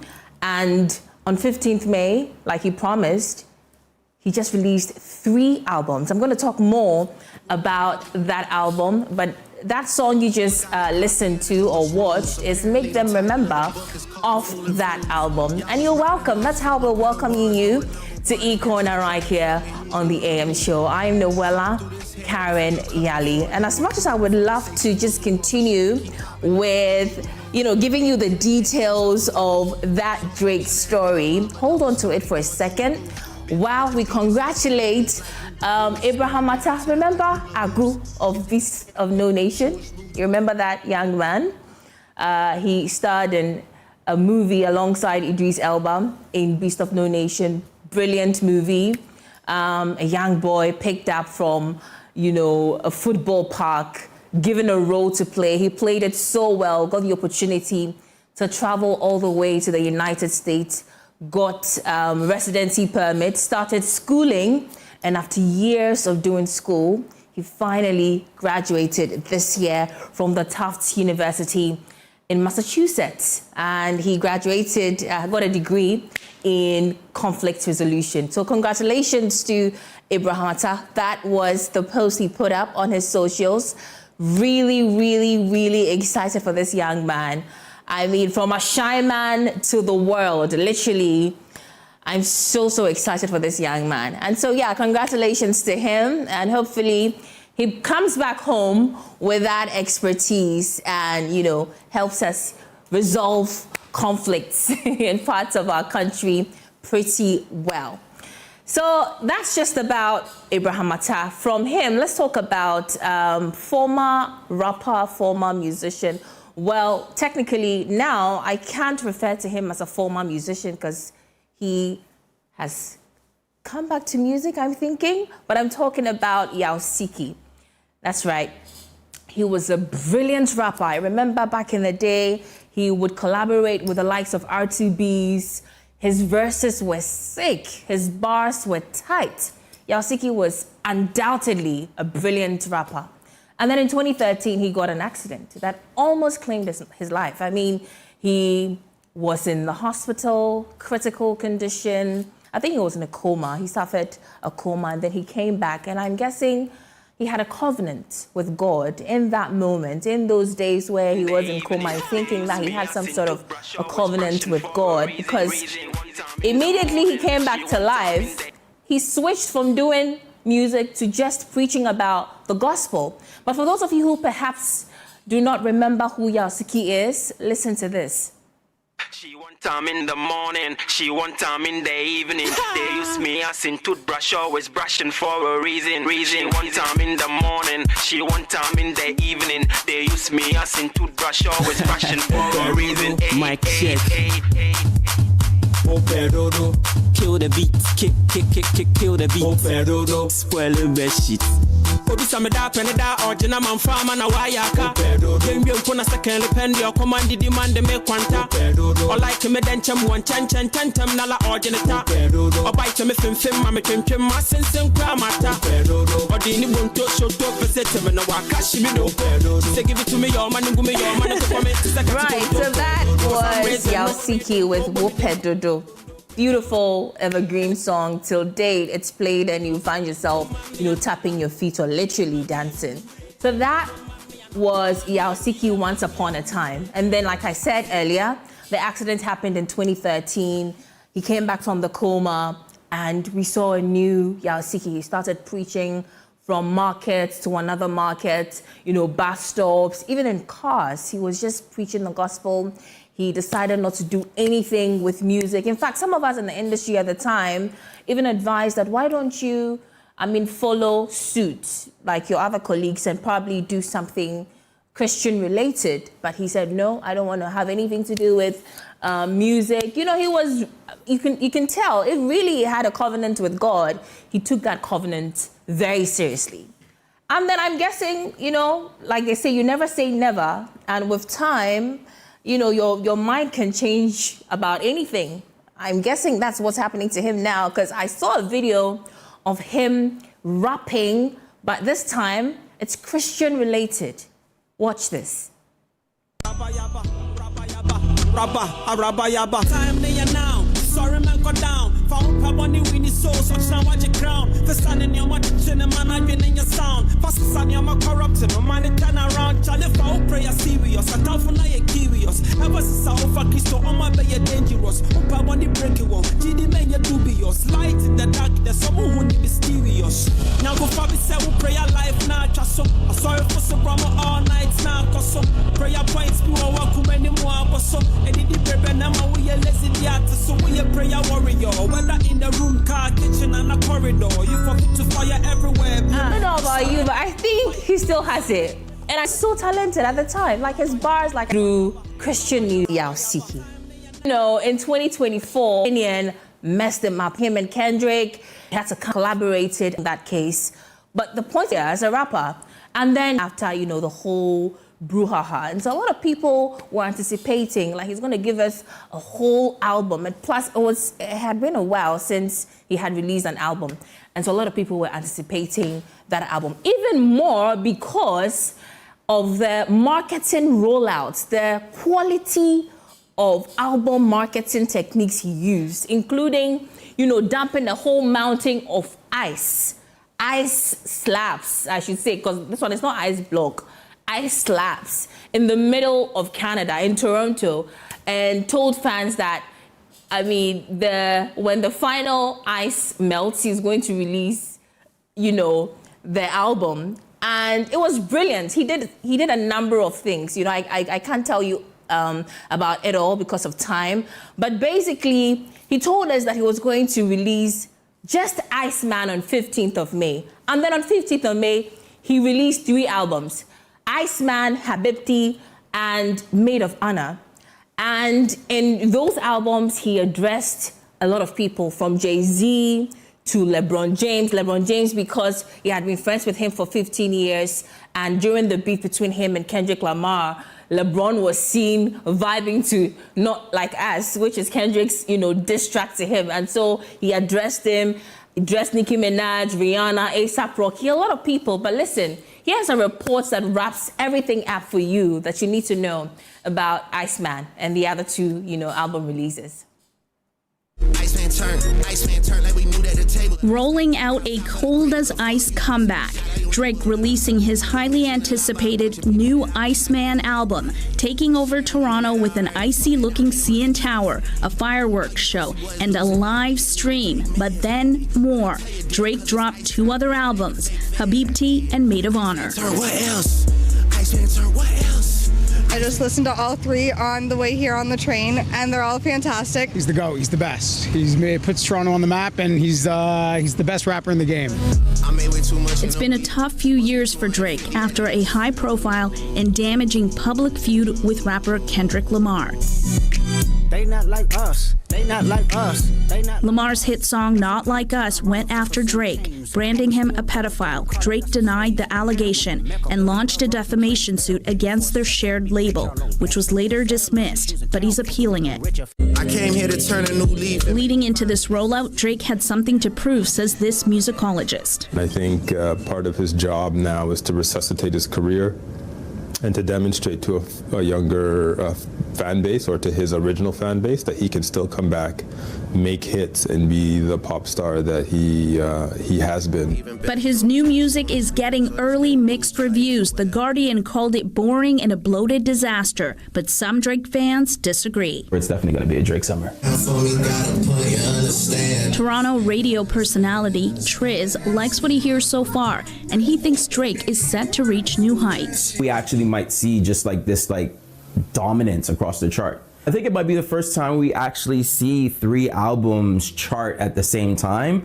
Look up, turbulent flights, dodging cumulus clouds. Time will tell whether Drake's new music gets a warm reception or the cold shoulder from listeners.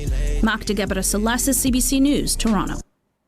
Well, the reporter said time will tell if Drake's new album will receive a warm reception. Well, let me tell you this, it has received a warm reception, because on the day of the album release, Spotify crashed. People could not access it at a point. Apple Music, same. I mean, other streaming platforms too, same. In fact, Spotify released that Iceman has become Spotify's most streamed album of 2026 in a single day. And Drake has become the most streamed artist in a single day in 2026 so far. And so, I mean, it's doing well. I don't know about the other 2 albums, but Iceman is raking in the numbers, and I'm excited. I'm a Drake fan, so I'm excited about it. A lot of people claim they're not feeling the album, but not them sabi. So anyway, let's move away from that, and I'm introducing something new onto the segment. It's called Song of the Week. It was a brilliant idea. Emefa Adeti, suggested to me, and I'm like, why not? I love music. I'm a lover of music, and I am not stuck to one genre. I always explore different types of genres, and so I thought, why not share my playlist with you? And so this week, I discovered I wanted to bring you one of the songs that I enjoy already, but I discovered a new song on social media. I went on to listen to the entire thing and other songs of the artist, and I loved it completely. It's called Impigami. Impigami by an artist called Viral Voice. He spells his name VOI6, Voice. You know, he's a Gen Z, I'm thinking. Oh, he must be creative, because how to spell voices, you know. So I'm going to leave you with this song of his called Impigami. It talks about his dad being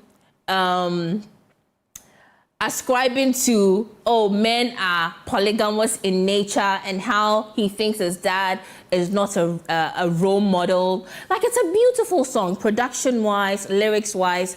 You should listen to Impigami. So that's what I'm leaving you with right here on the show. And on that note, we thank you so much for joining us right here on the AM show and for watching E-Corner as well. I'm Noella Karen-Yali, and until next Friday, here is Viral Voice with Impigami. Enjoy.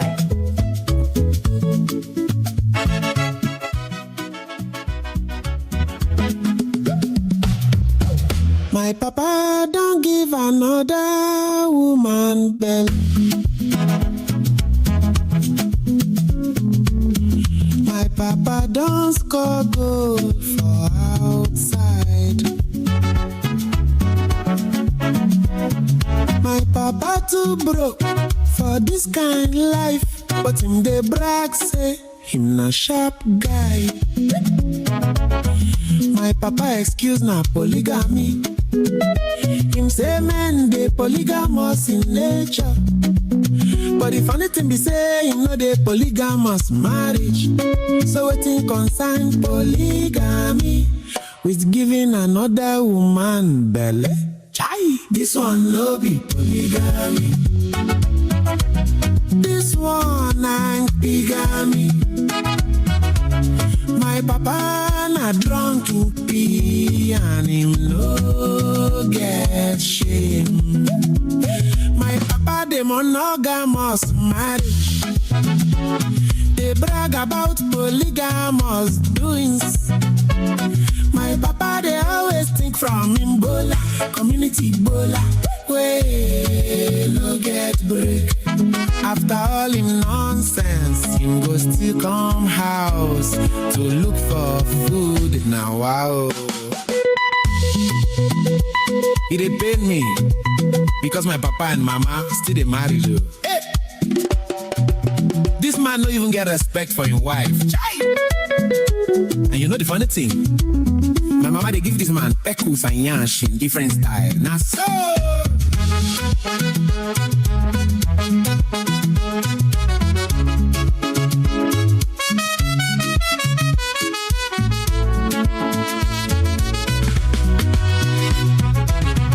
but still this man go outside, go score goal. My papa they proud of him bad behavior.